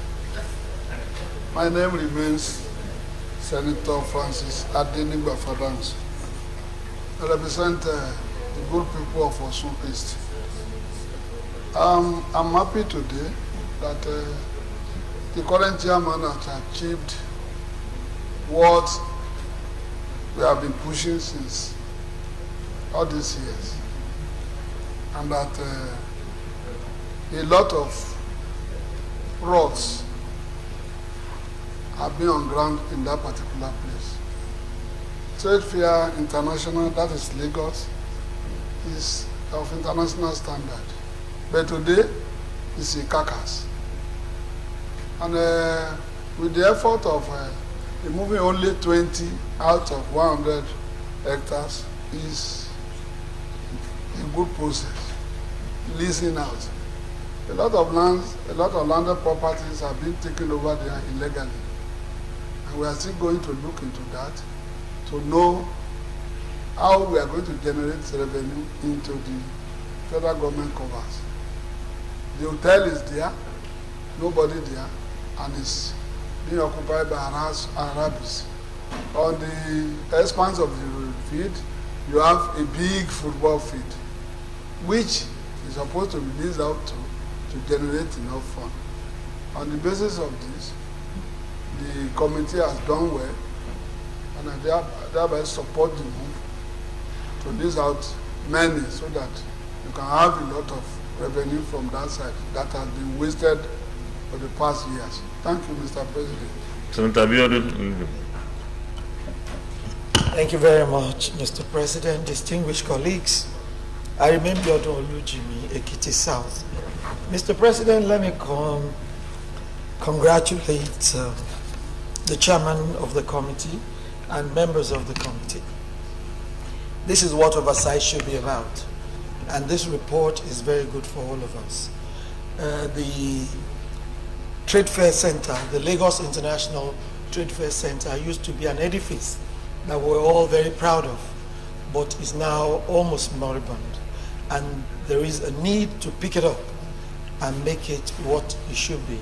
I also want to subscribe to what was said by Senator Abiru, that the Lagos State government should be brought into the picture so that we get a better edifice. But Mr. President, let me also sound a note of caution. There are so many projects such as this that we all oversight at one time or the other. If we keep bringing them to legislate on them, we will be taking up certain duties that are far beyond our mandate. I believe this is good because it's an edifice for the country, but we shouldn't go too far out to do that.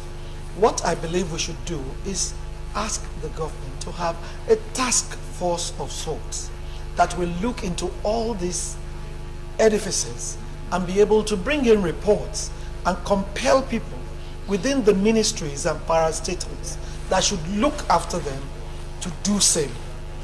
Except we do that, we will be legislating on so many issues that we won't even be able to track at the end of the day.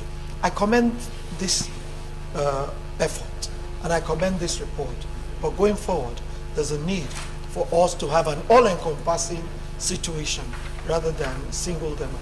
Thank you very much, Mr. Senator Femi.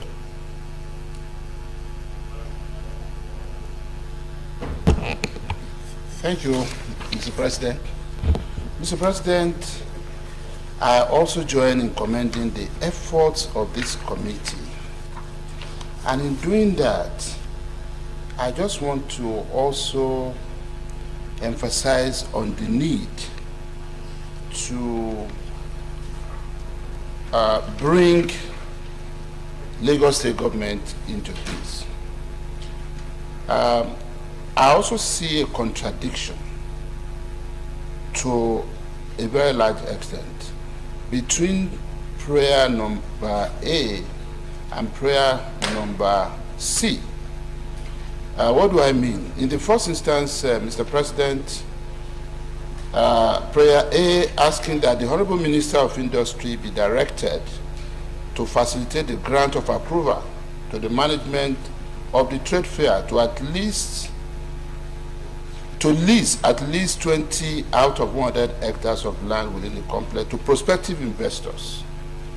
If you look at prayer number C, that henceforth the authorities of the trade fair be allowed to optimally exercise the managerial powers vested under its enabling act without let or hindrance of the BPE or any other body but whatsoever. The same BPE that in prayer number A we are asking should be directed to grant, that approval. But what is most important here is that, Mr. President, I was privileged to be a member of the cabinet of Lagos State for 11.5 years as commissioner under 2 governors.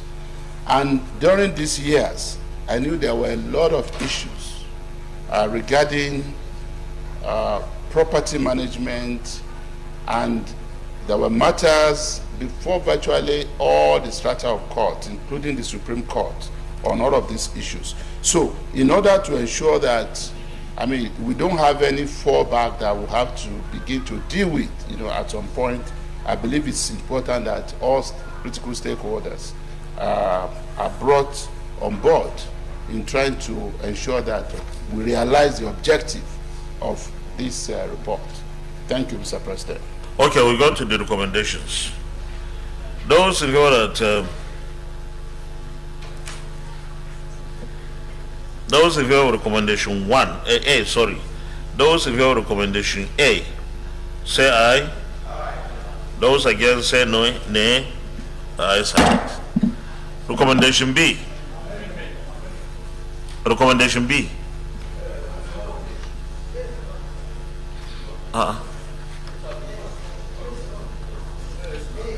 We are in B. Those in favor of recommendation B, say aye. Those against say nay. Ayes have it.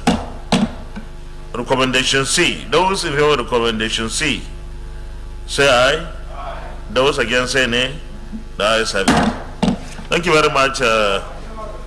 Additional recommendation. Okay. Thank you very much, Mr. President. The additional recommendation would be that in all of the adopted recommendations, this should be done in concert with Lagos State government for orderliness. Chairman, please. Mr. President, sir, it is obvious that they have to seek approval from the Lagos Urban and Regional Planning. So I don't think it have to be part of the recommendation. It's obvious we can't go and start making any structure without getting approval. Well, my understanding is this is a federal asset in Lagos State. Naturally, the ministry or whoever it is representing the federal government cannot do without some interaction with Lagos State government. And I think this is not something that we have to recommend. In fact, if the ministry chooses not to involve the Lagos State government, there will be some consequences because they will run foul of the law. So I don't know whether we have to put that, because that will be overdoing it. Yes. Is there any other additional prayer? All right. Distinguished colleague.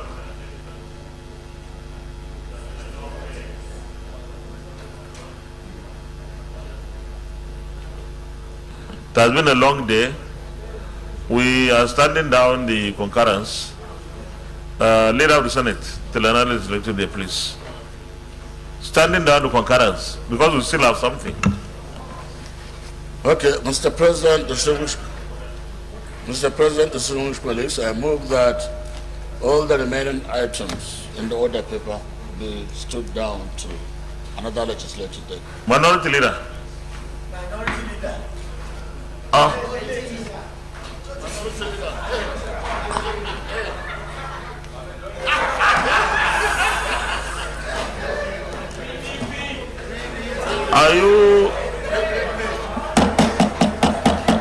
Are you participating in a campaign rally virtually or something?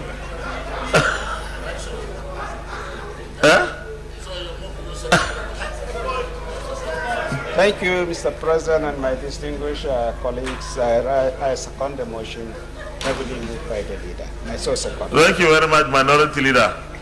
Those in favor of the motion that we stand down the consideration of the remaining items on the order paper till another legislative day, say aye. Aye. Those against, say nay. The ayes have it. The Senate is hereby adjourned to tomorrow, Wednesday, the 25th day of January, 2023 at 10 a.m. prompt. Thank you.